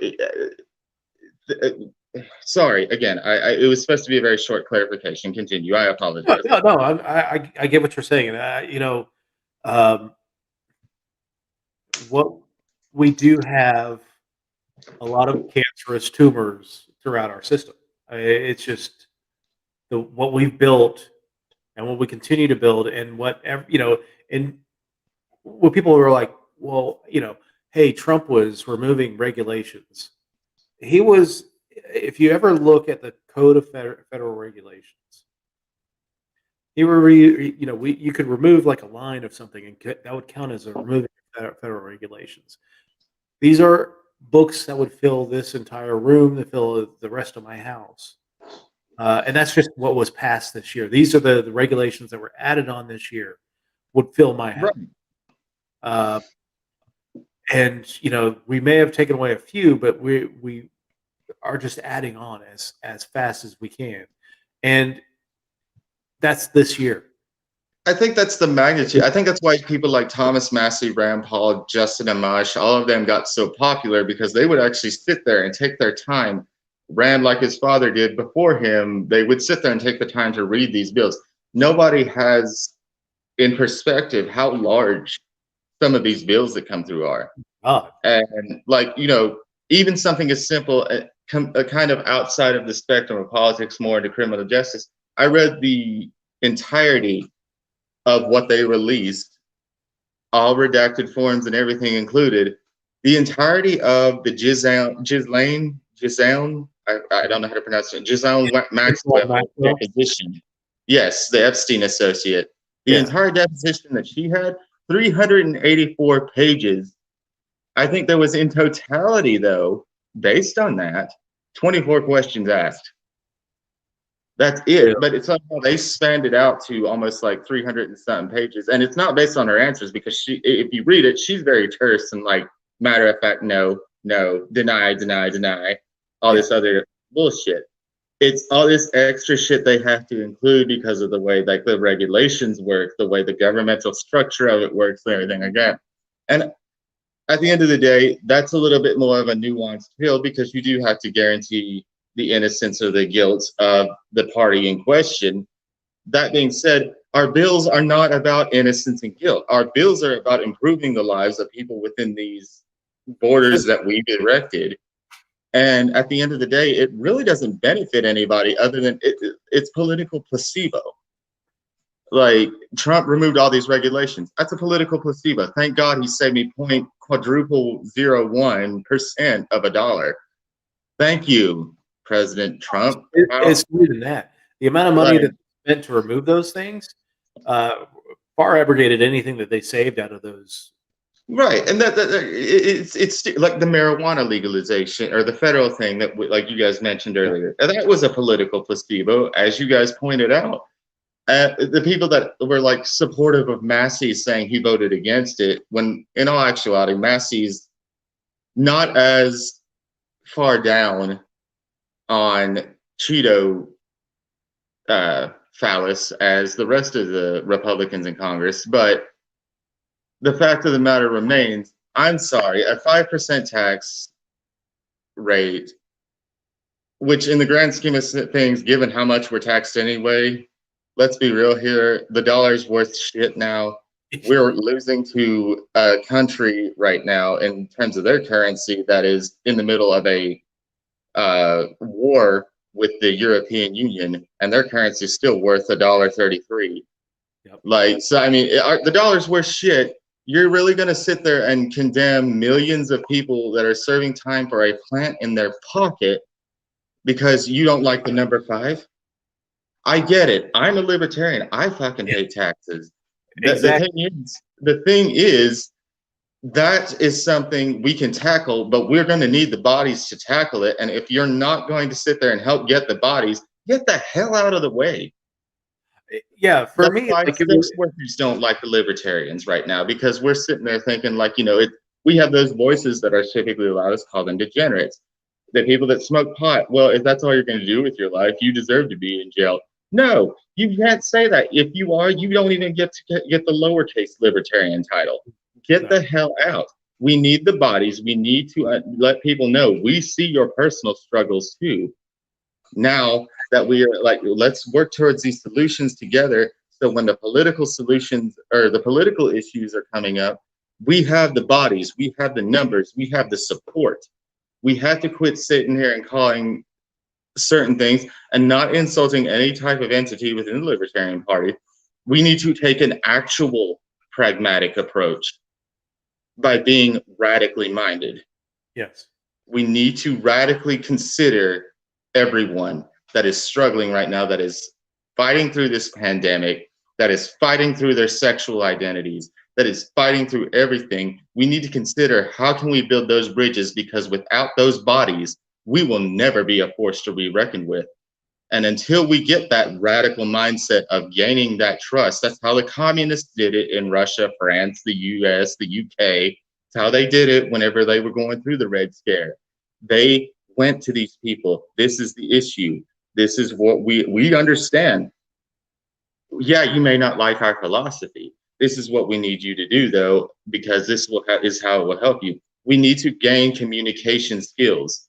And sadly, that is a well that's running dry within libertarian anarchist circles.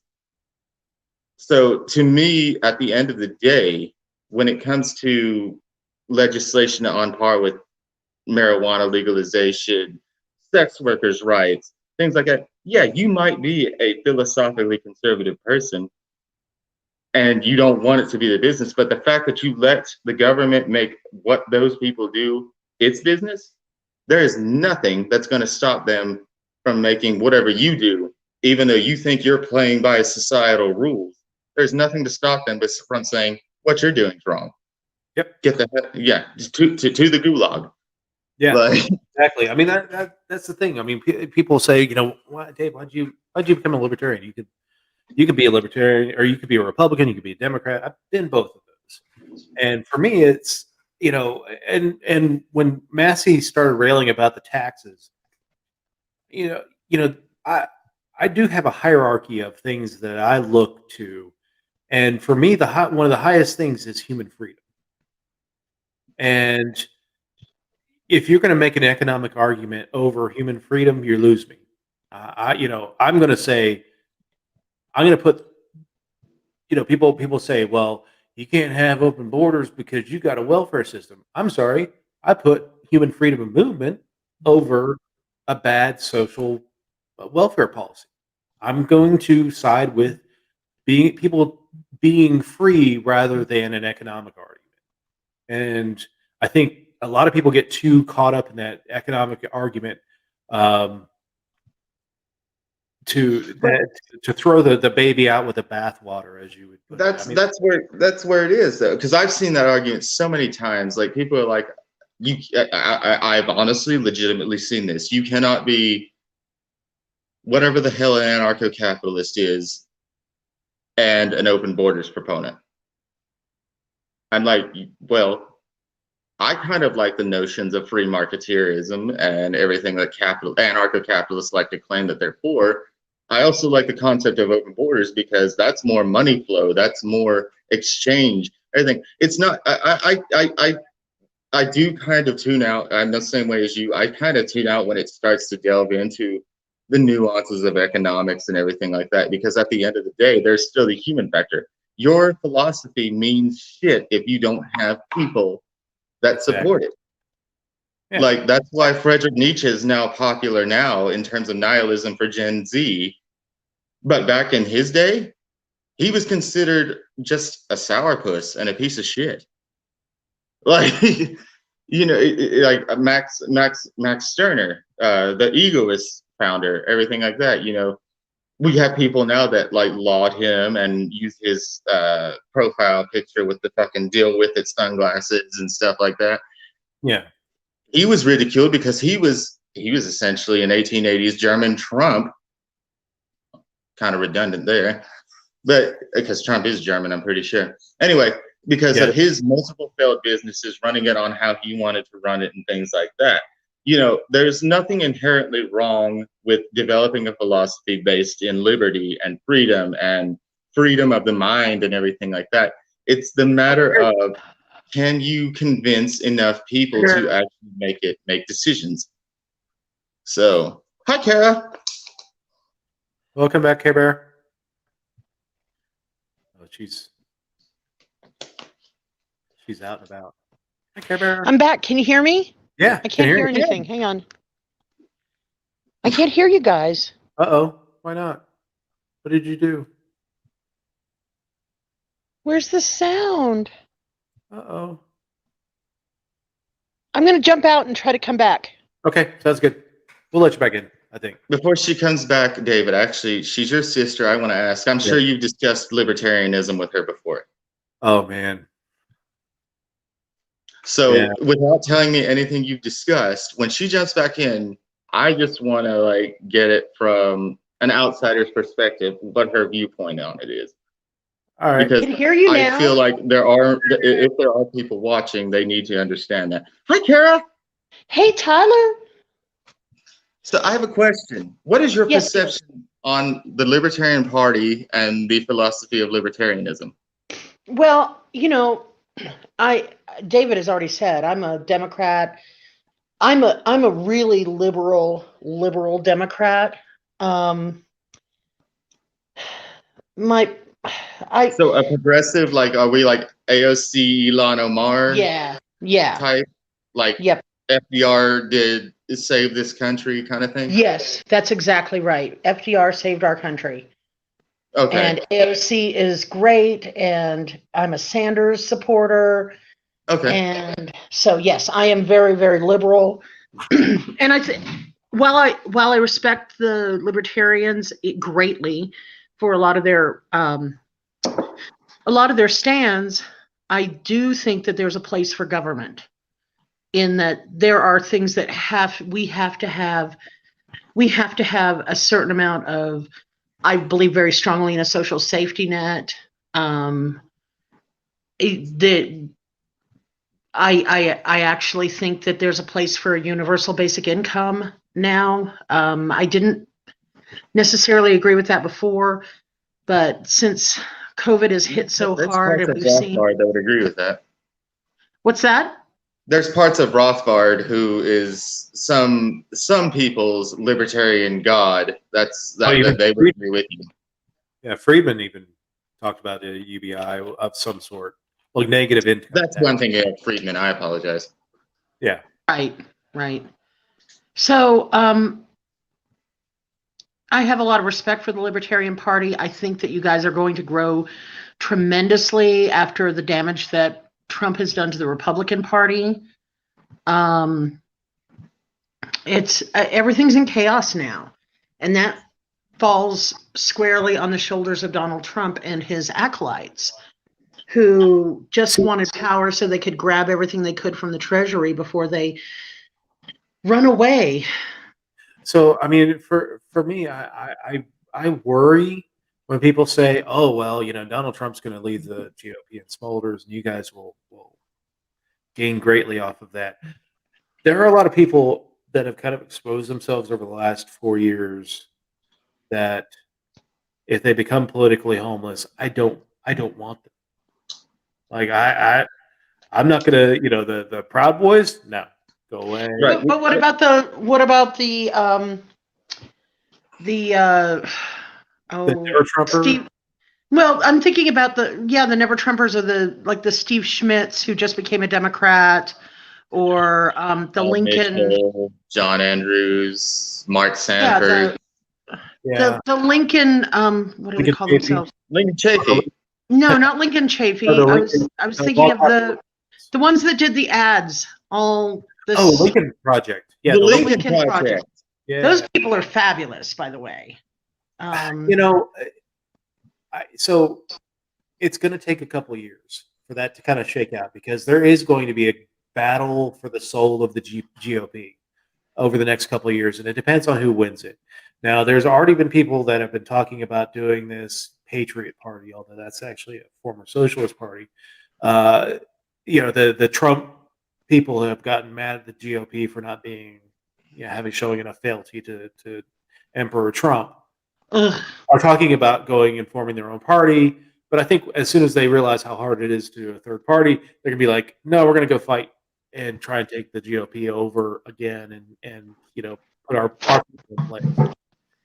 Well, I think it's fair to say, like, David, you serve on the LNC. I think it's fair to say this entire 4 years of a Trump presidency, be it a reaction to Obama's presidency, albeit that, because that's what it was.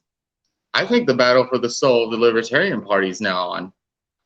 Oh yeah, it is. Because she's brought up the Lincoln Project. We've mentioned candidates that have started switching parties. We got Justin Amash, who I think, honestly, it probably had a dash of political expedience into it. That's why I was not at all supportive of him during his exploration into becoming president.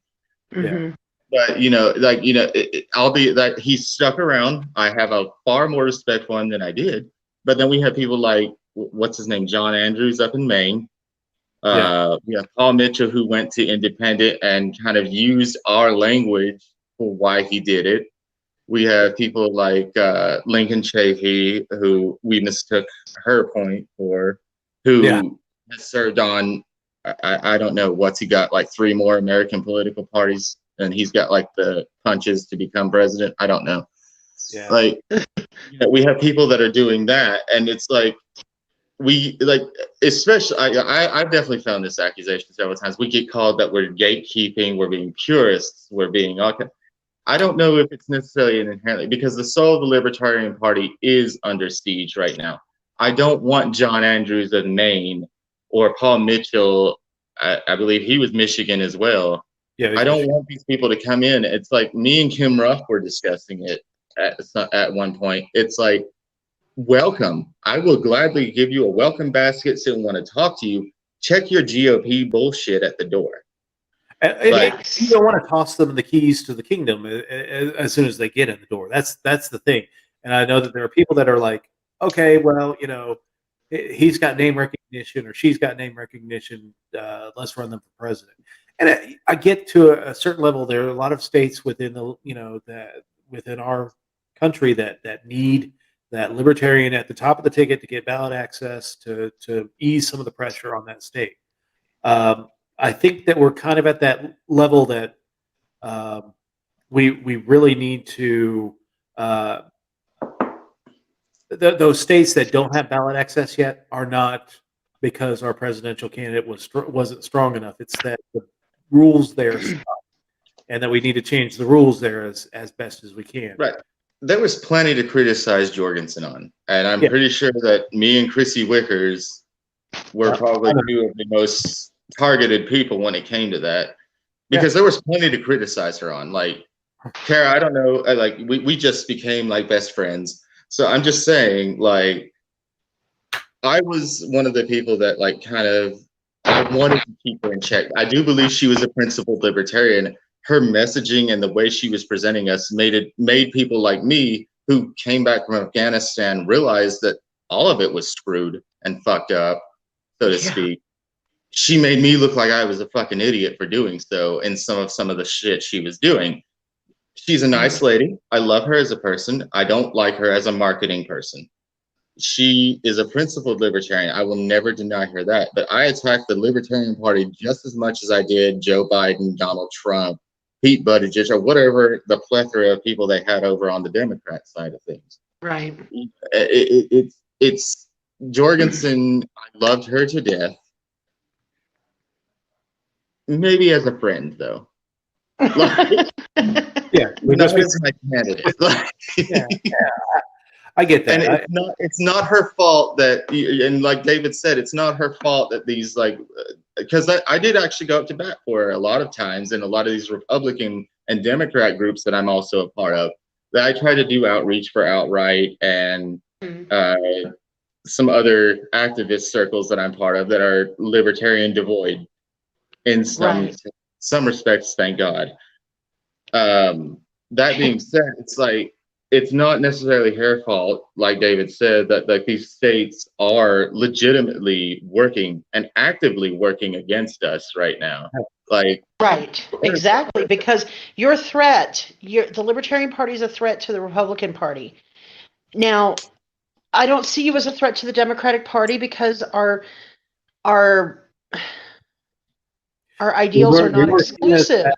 We were seeing that as that in 2016. Now, and I will tell you that as a libertarian, I'm finding much more ability to talk with people on the Democratic side than I am with the Republican side. In the fact that I will tell you that Democrats and libertarians. Could you have done that 4 years ago? No, on the progressive side, I will tell you that we do have a lot of. We see the problems. That we see the same problems in the system. We see those. It's our solutions that differ. We can come together on criminal justice reform. We can come together on cannabis and drug legalization. The economics, maybe not so much. But I will tell you, 2016, how many people screamed at me, yelled at me because Gary Johnson cost Hillary Clinton the election. Oh, honey, you don't even talk to me about that. I mean, I basically lost my career because I supported Bernie Sanders in New Mexico. Yeah. And Diane Dennis and how dare you? I'm just kidding. Right? But because Diane Dennis, who was our lieutenant governor for a while, told me that I wasn't a feminist because I supported Bernie Sanders, and I tried to talk with her reasonably about it and say, Diane, I respect you, but I am a feminist, but I also see the issues that Bernie Sanders speaks to are feminist issues. When we're talking about being able to feed our families and provide an education for our children and to do better for our communities, those are things I care about. And it's not about the sex of the candidate. It's about the policies that they espouse. Oh, and I just got a message from my Maddie. I love you, Mama. Nice. We love you, Maddie. What's that, honey? I said, we love you, Maddie. Uncle Dew says. I'm glad you didn't stab me all those years ago. She threatened to stab me. Has your brother told you what his warlord name is for when the end of the world comes? No, what is it? Papa Duke. Oh, I knew that name. Yeah, that's my general nickname on like all my social media is Papa Duke. I've had that for. Well, I didn't know if you'd had that comment. Me and Cam were joking about that at one point. Like, Well, Oh, let yeah. me tell you a story. So I call him Do, and and she says I love him too. I've always called him Do, and one day our mom asked me, why do we call him Do? Because she did too, and I said, well, because it's more polite than Shed. And she felt so bad. Well, she's called me Doobie for the longest time, and it's fitting that I am in the Libertarian Party for being Doobie. So, yeah. She'd I'm the respect Doobie that. brother. I'm the Doobie brother. Speaking of which, like, you were talking about how like Bernie, what he stood for, kind of represented certain things like feminist issues and stuff like that. I truly believe like I said last week, I identify more as an anarchist. I am the anarchist that you're supposed to be afraid of. Look at me and my terror as I drink bourbon in my one room apartment. Like, like I'm totally like out here doing terrorist things. That being said, like I am truly philosophically, I don't believe in hierarchies and stuff like that. I do understand the sociological necessities and the stepping points, like call it radically pragmatic, if you will. Okay. Like that needs to happen. But I honestly believe that that's the reason I identify more with an organized structure such as the Libertarian Party, because Okay. a lot of what their philosophy is rooted in, if you are actually like a well-read libertarian, somebody who understands the etymology of the word and everything like that, what they are rooted in is basically the umbrella of all these issues that things like the Democrats, the Republicans, hell, even the Greens and transhumanists have hyper-focused on. Sure. It's just the messaging of how those 2 points, whatever the respective issue is, the messaging is having a hard time bridging because some of our loudest voices Or dickbags. are ridiculous dickbags. Dickbags. There are. I mean, that is the sad thing, is that we have amplified, and this is actually I mean, really, it is a phenomena of all American politics, is that we have elevated the voices of the dickiest among us, and Well, we elected one president in 2016, so yeah, I mean, seriously, we're at the apex. they say you can't, we've reached the bottom of the barrel. I think we've punched through the bottom of the barrel. We're continuing to dig at this point. Yeah, I agree with Yeah, that. we're going through the dirt that's underneath it that it's sitting on at this point. We're going to punch into the Indian Ocean at some point, I think. Like, it was actually funny. Like, I was talking to you about my friend. By the way, Birdie, if you're watching, hello. I promised I would do that. That being said, we were talking about that earlier. Like, I can sit there and say, I don't want to elect a racist and a homophobic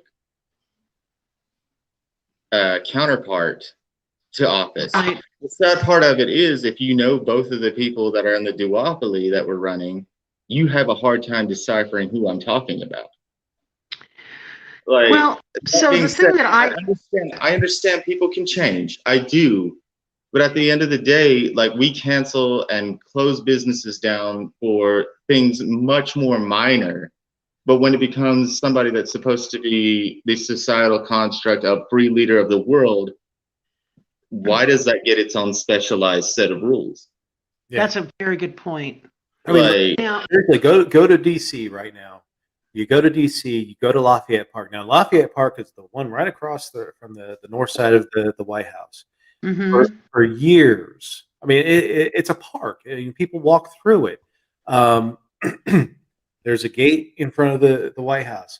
Sometimes when they have events where the president meets somebody out in the front lawn, they'll shut off the road in Pennsylvania Avenue right in front of the White House. Right now, it looks like a prison camp. There's nothing but chain link fences and barbed wire all throughout Lafayette Park. You can't get into Lafayette Park anymore. If you've ever been to DC, you see the world's longest political protest. It's a tent that sits up right on Pennsylvania Avenue. I have no idea where that went, but they moved them off. It's like an anti-nuclear arms protest, and they've adapted over the years. And I met that guy. yeah, it was a man and a woman that started it, and I think the guy died a couple of years ago, and the woman was still running it, but there was a couple other people getting involved. But yeah, it was sad because this is kind of like a DC institution. Like whether you agree with anti-nuclear arms stuff, or anti-Israel stuff was another big thing for them.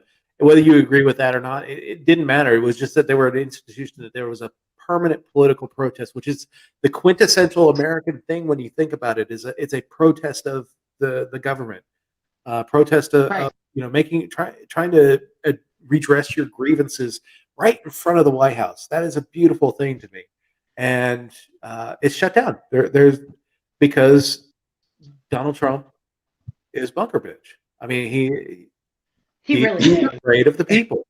He is afraid of. He should be afraid of the people. Quite honestly, he is afraid of the people, and that. I made a joke at one point that the only tattoo I would get for a demagogue would be bunker bitch. That's a pretty good one. But yeah, I mean, it's completely frustrating, and you know what? One thing that Joe Biden could do that would make me feel,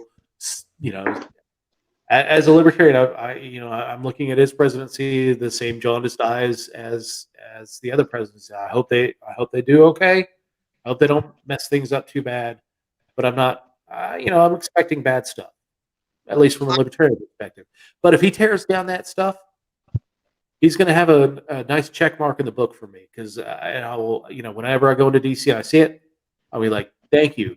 Remember, this is the goddamn people's house. Right. Well, go ahead, Kara. I'm sorry. I was just going to say, I've always understood the libertarian opposition to this notion of a lesser of two evils, but really there is a lesser. And when it comes to, so for me, fundamentally, I would like to see the Libertarian Party grow in efficacy, but in order to do that, we have got to get rid of the Electoral College. And I think there's a real movement for that right now, that people are feeling very strongly that, the popular vote is really where it's at, and the Electoral College is preventing us from having true third-party efficacy right now, and I'd like to see that change. I would put it more towards ranked choice voting than I like ranked choice voting. That was gonna say, my tiers are: if we abolish the Electoral College, there has to be a tiered system. Either we go to ranked choice voting, or we amend the United States Constitution to allow for secession.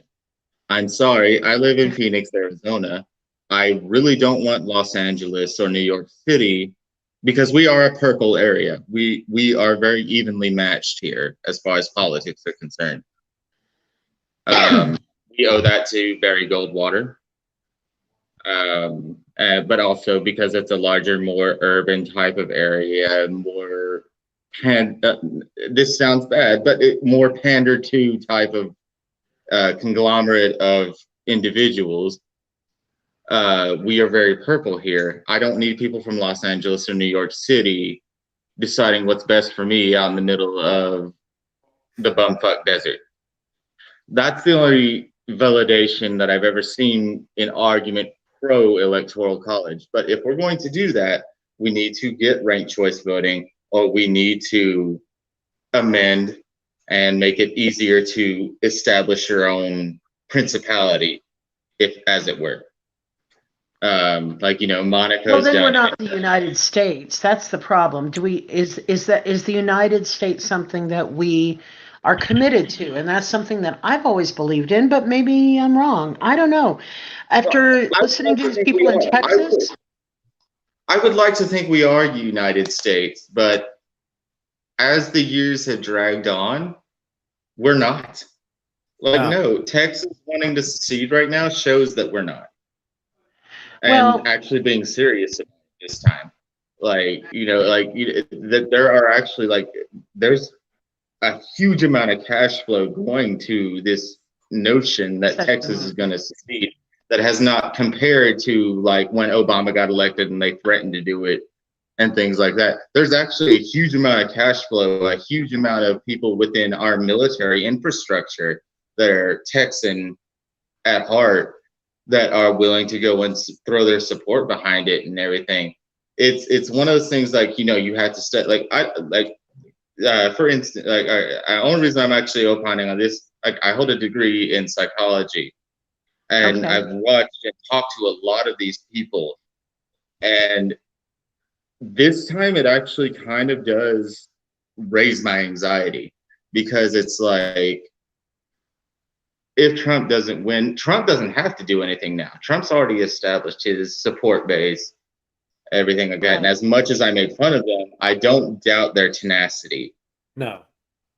So that being said, But he lost. it does scare me that he did. Like, for all intents and purposes, by the data, he did. And he's only won one court case out of 53. And that was a pretty minor decision. Like, I live 10 minutes from the Phoenix State House. I had one of his conspiracy theorists, John Freeman. You got a shout out to, you fucking nut job. God.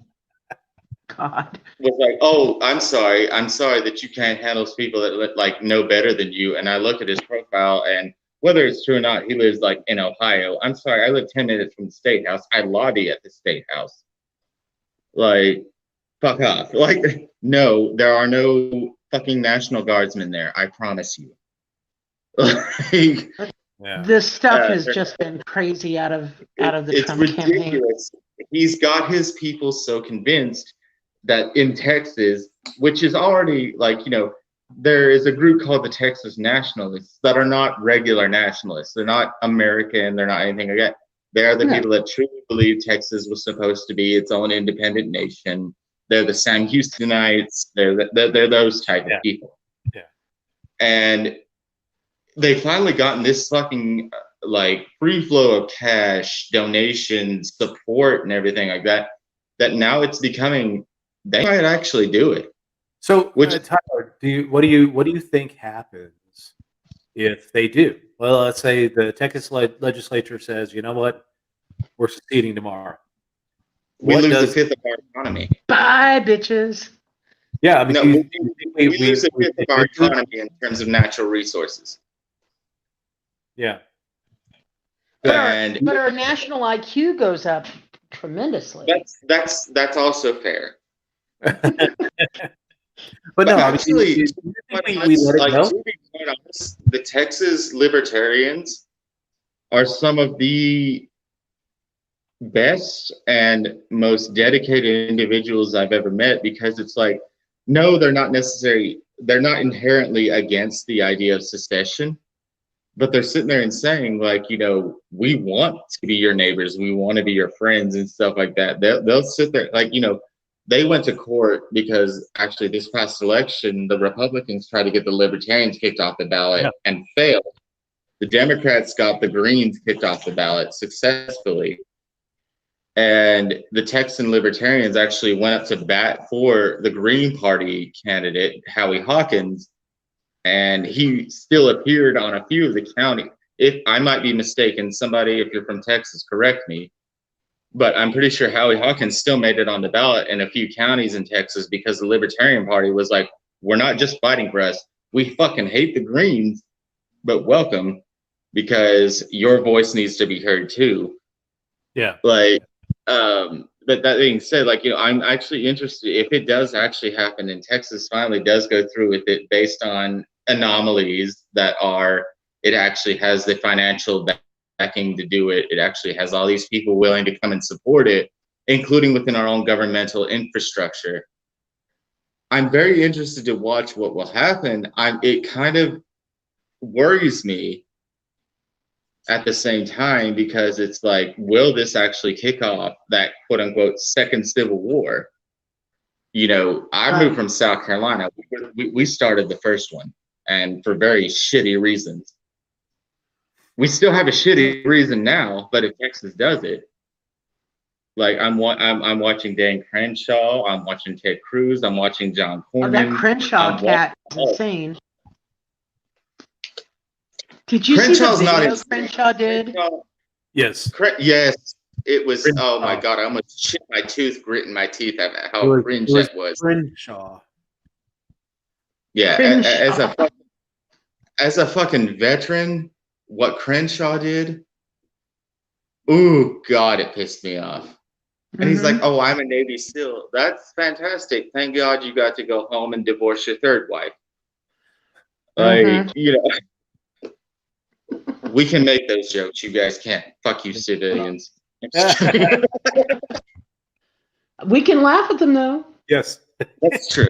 No, that fucking video Crenshaw did for Loeffler and whatever the other guy's name was in Georgia. Purdue. What was it? David Purdue. Purdue. Yeah, Purdue and Loeffler. That video he did for them, like, in all honesty, I'm not even invested in Georgia politics. I wish Chase was still awake so he could like jump in on this. From an outside perspective, that was every reason I needed not to donate to a Democrat or to donate to a Democrat. Like, that was the cringiest shit I've ever seen in my life. Right. Like, worse than Owen Wilson in Behind Enemy Lines. Oh, It was Kirk Cameron Left Behind quality. there it is, right there. Yeah, it was mainstream. You know, Kirk Cameron and Left Behind at least had an audience. Like, the people that watch Behind Enemy Lines. Well, he had an audience. I mean, I was forced to watch that one time. I've got all the books in my house because I actually do like the series. Ron and Gwen's, yep. Nikolai Carpathia. And I am. Another reason I am glad to no longer be married. Yeah. And it was so funny because Ron's parents were in town visiting, and a bunch of aunts and uncles, and they're the ones who brought not the parents, the grandparents were Democrats like me, and they were the only ones who liked me. And I was trapped on a futon feeding a baby, and they put it on, and the grandparents sat there and watched 5 minutes of it, and the grandfather said, "This is a bunch of horse shit," and walked away. I'm like, "Take me with you, grab the baby, I can't get up." It was awful. Good baby with the baby. that's the thing. I don't know what y'all's religious affiliations are. I'm also an atheist. Go figure. I'm the third party in religion too. Okay, so I'll tell you, I'm an atheist who sits on the board of my ecumenical Catholic Church. We have a parish of about 12 people, about 5 people regularly at Mass, and my priest's husband just died. Oh wow. And he was a sweet man. Okay, so you're like what Chase was mentioning earlier, like because the Sisters of Perpetual Indulgence, like they're technically part of the Catholic Church, but they have not been recognized by the Vatican. Well, no, we are not part of the Vatican, and we do not wish to be. Yeah. It's a nice little community. Yeah, that's how the Sisters of Perpetual Indulgence are. Like they abide by what rules nuns have to abide by. They can't be married. They focus their mission on being about God, but they focus their mission about being about God by being supportive and perpetually reinforcing of your life experiences, such as being gay, a drag queen, things like that. So like they showed up at our very inclusive. My parish is very inclusive. Of course, you know, my priest being gay, and he looks just like Santa Claus, and I love him. And the reason why I've been attending Mass frequently is he just lost his partner, whom he adored, to MS. Had been his caretaker for many, many years. They've been married for 20 years when Ted died this year, and it was just devastating for all of us in the community. And so we've rallied around Father Frank, and And so today I was the reader at Mass. I usually am, because there are so few people who take up the work. And I helped get the articles of incorporation and things like that done. So do you believe in a God, or is it more just emotionally supportive? It's a spiritual communion for me.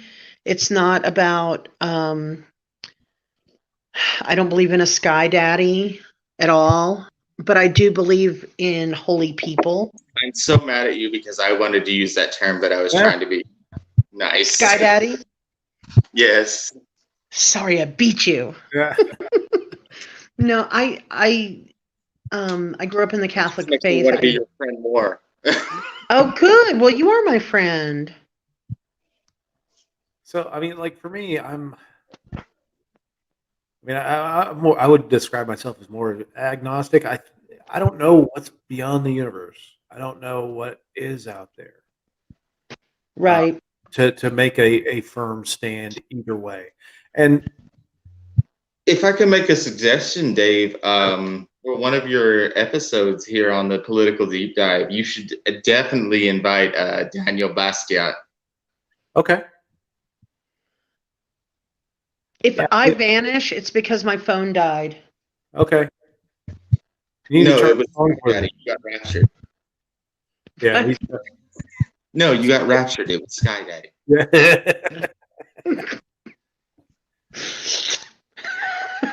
Yeet. Yeeted. I got yeeted by the Sky Daddy. Something I loved about the Left Behind series, like they left their clothes behind. I was like, my first words, I watched that movie when I was 14 years old. And I was like, God's a pervert. So what I was thinking about doing on Inauguration Day is leaving my clothes on the front lawn, like a set of my clothes and Patrick's clothes, and like we're running in running positions to see if we scare the Christians across the street into thinking that they got left behind. No. I've learned so much about your family tonight, David. Oh my gosh, we should. Great sense of humor. We should definitely do a story time one day. Yeah, we could do it next week. Yeah. Next week is talking. Well, it's just a year in review and okay, special guests. So reviewing the dumpster fire that was. But the funny thing about 2020 is that like everything external was a complete just shit show. Like everything external was a complete shit show, but for my life, went really damn well. I agree, and we feel pretty guilty about that because things have gone really well for us personally, except for my kids getting sick at the end of the year. But I found a career that I love, and I moved in with Patrick, and things are really lovely there, and it's this great house. Oh my God, I'm so happy. Yeah. I'm no longer with a crazy roommate, and I'm in the best relationship of my life, which is really crazy because I'm 52 years old and. No, you're not. Yeah, I am. I'm depressed about it. Don't be depressed about it. Oh my God, that's such a big number. I know that you're my older sister. Yes. Yes. Well, it didn't help you, little bother, David. What's that? It didn't help using that qualifier. I know that you're my older sister. He says that often. I usually send him birthday greetings though that are like, "Happy birthday to my older brother. I love you so much." Well, one year you signed me up for the Log Cabin Republicans. I did. Well, you know what? And then we lost Tyler. Then he signed me up for ARP. I was 38. He signed me up for art. I was like, "You bitch." Well, you'd sign me up for the Log Cabin Republican, which was you made friends. I got coupons. Yeah, like for me, it was fairly benign, but I get like messages. This is what back when people would leave messages on the phone, like, "Hi, David. This is so and so from the Log Cabin Republicans. We're having a pool party this weekend, and bring your favorite swimsuit and a towel. Bye." And I was like, "That's cool, And I bet you made a lot of friends, and that makes me happy. What's that? I broadened your horizons, and I opened up your world. Yeah, but And you just made sure that I got junk mail from funeral parlors. I love her so much. Yeah. Well, It's it was true. one that she was racing towards 40, and I was like, God, I gotta get her something. I gotta get her back for this one. I was racing toward 38. Okay. Well, a couple years. Oh my God. I love it. Well, Let me just so check my battery level. next 2%. time we do a national convention or a convention that me and David are going to be at that happens to be in the summertime, I will send him an invitation saying, "Hey, David, we're going to be at the pool. I'm going to drown your ass for Kara." Yeah. Yeah. Let's do it. Reno 2022. Yeah, we'll do it. Which is I bet I could get Patrick there. He likes to play poker. Yeah. We'll set him up in a poker room and. me and Kara, we should Kara, we should totally be roommates. You should go with me to the 2022 convention where I'll either win or lose my election. So, Okay. Oh, do you allow Democrats at your convention?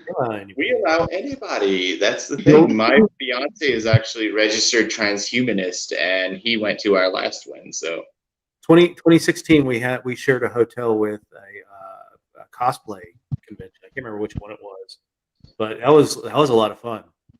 And then we had John McAfee there, and he hired some of them. It was a really interesting party. Well, if we're going to be in Reno, and Tyler, I would love to be your roommate, but honestly, if we're going to be in Reno and I can get Patrick there, I'd much rather have sex. that's fine. We'll hire a hooker. Oh, That's true. oh We that's are true. sex work, so Hey, we can get her Star Child. Star Child, huh? Yeah, Star Child. Although Star Child. yo, I fucking love Star Child. Star Child is awesome. I mean, when he showed up to 2016 and he was wearing They when they showed up to 2016 with the rain slicker and the Speedo outfit with the see-through parasol, like this, it was a see-through slicker, Speedo, see-through parasol. Mm-hmm. Phenomenal outfit. I could get behind that. Oh shit! I wasn't Vermin? into that, but I could get behind it. Vermin's our JC guy. Yeah. So we'll have Star Child. We'll have Vermin. Hopefully, Nick Wildstar will be there too.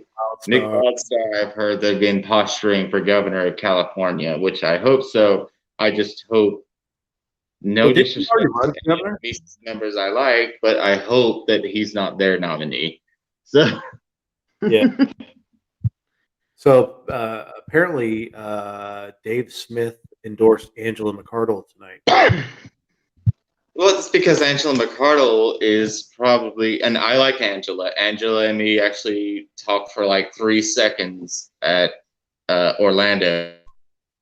I am not gonna like shit talk her or Karen Ann or anybody that's like backing them, but it's just at this point, It's too early. I have my philosophical and political reasons for not wanting to back either of them for the positions that they're hinting that they're going to run for. Angela, I'm pretty sure, is steadfastly running for chair.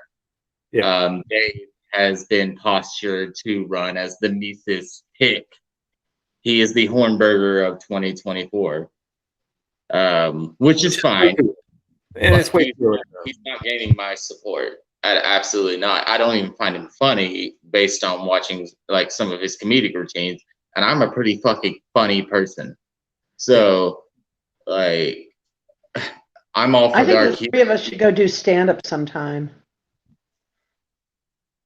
That would be scary. At least on It's I did it once. It was really fun. If I did stand up, it would be at one of these conventions just to see, like, if they laugh, I know the rest of the country won't. So, which is what Dave Smith's popularity, in my opinion, has been based on. Libertarians laugh at this. Everybody else is like, what the fuck? That's funny. Oh, boys, I'm going to lose my connection here. I'm down to 1% battery. And I think I'm going to call it a night because I got to work in the morning. So I don't. It's winter break. It's the best part of being a teacher. Julia is the same thing. She is on winter break for the next 2 weeks. So Lovely. yeah, she says she's going to be baking. So be jealous of me. She's going to be baking like double chocolate chip cookies or double chocolate cookies with M&Ms, right? I saw those. They look great. These Patrick's allergic to chocolate, so I'm going to do a lemon bundt cake and. Oh, I just had a lemon angel food cake from the Pennsylvania Dutch Market. Ooh, So good. I ate a chips. sounds really good. What's that? I ordered a tray of Italian cookies, Christmas cookies, from somewhere on Amazon, and got those 3 pounds of cookies last week, and we're probably at 2.5 pounds, maybe 2 pounds now. Nice. Yeah, Seamus is here, so. Oh, cool. Oh, that's right. It's Yeah. like a wood chipper. Seamus is Patrick's 13-year-old son, and he's brilliant. And he's been playing Roblox, and he's a lawyer on Roblox and going to be a judge. And he was talking to my girls about playing Roblox and suggesting that they commit some mafia-style crimes because he wants to prosecute them. So what is Roblox? It's like Second Life, I think, for kids. I don't know. Okay. I am not. You know what? That is actually the best description I've ever heard. Am I right? Yeah. Yeah, I Yeah, don't know. I actually just popped my virginity on Second Life. That's probably the best description for it. Roblox is kid-friendly Second Life. I don't know. I play Scrabble. That's what I play. Oh, I have a fucking Scrabble board from 1943. We should Do you really? Let's go and play. you're only like 6 hours from me. I'm just saying. So I got a guest room, buddy. There you go. Wait until we can get vaccinated and let's go play. well, I have my second appointment tomorrow for that vaccination, so they're gonna make the decision. Then I've read the packet. Yes, mRNA. For anybody watching, David, a yes, mRNA is a very minutely studied vaccination science. However, I can see nothing. Either it works or it doesn't. So, Yeah. or I have an allergic reaction, and conspiracy theorists want to chalk it up to that. I just want a superpower. If something goes wrong, I want Give me a superpower. superpower. Even the superpower is me shitting myself and forgetting. We got the Pfizer one here in Arizona, so. Okay. Pfizer's here too, but I think Moderna is coming as well. Yeah, Moderna just They're- got approved, so it's being shipped out. So Yeah.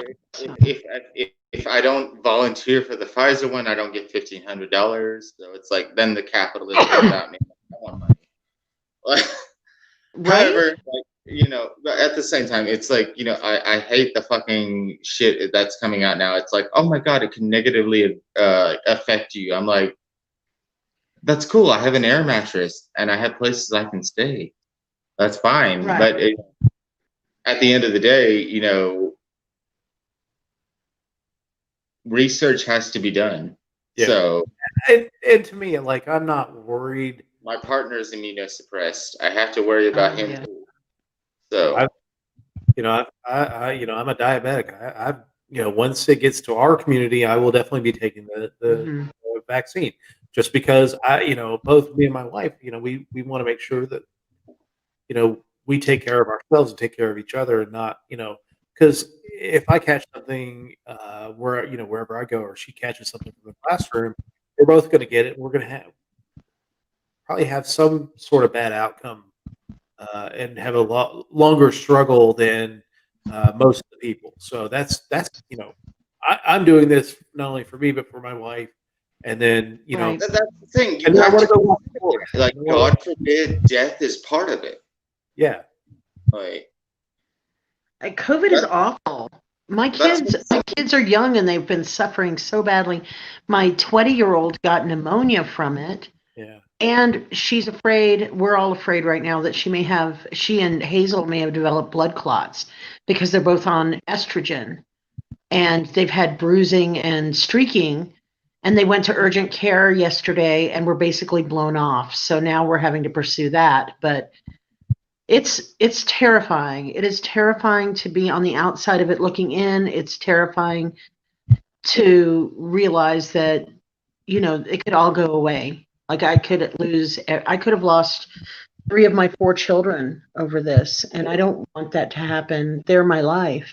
And the long-term effects of it, like I've got a couple friends in the DC area that had COVID who got it in March, and they still have they're still down with certain symptoms that their ability to walk a more than half quarter mile, they can't do it. They just they're so winded, and it's the long-term effects that people. Yeah, death is bad, but there are a lot of other bad things that can happen with this shit. And people, Right. I hate when people blow this shit off. It's like, it's a serious thing. Mhm. I don't know. But anyway, thank you both for showing up this week. It was fun. And so be prepared for the dumpster fire and review. All right, looking forward to it. All right. Tyler, it's so good to see you, sweetie. you as well. I love you, Care Bear. I love you, guys. Tyler. I love you, Doobie Doo. Me too, Care Bear. Bye. Right. Have a great night. Good night.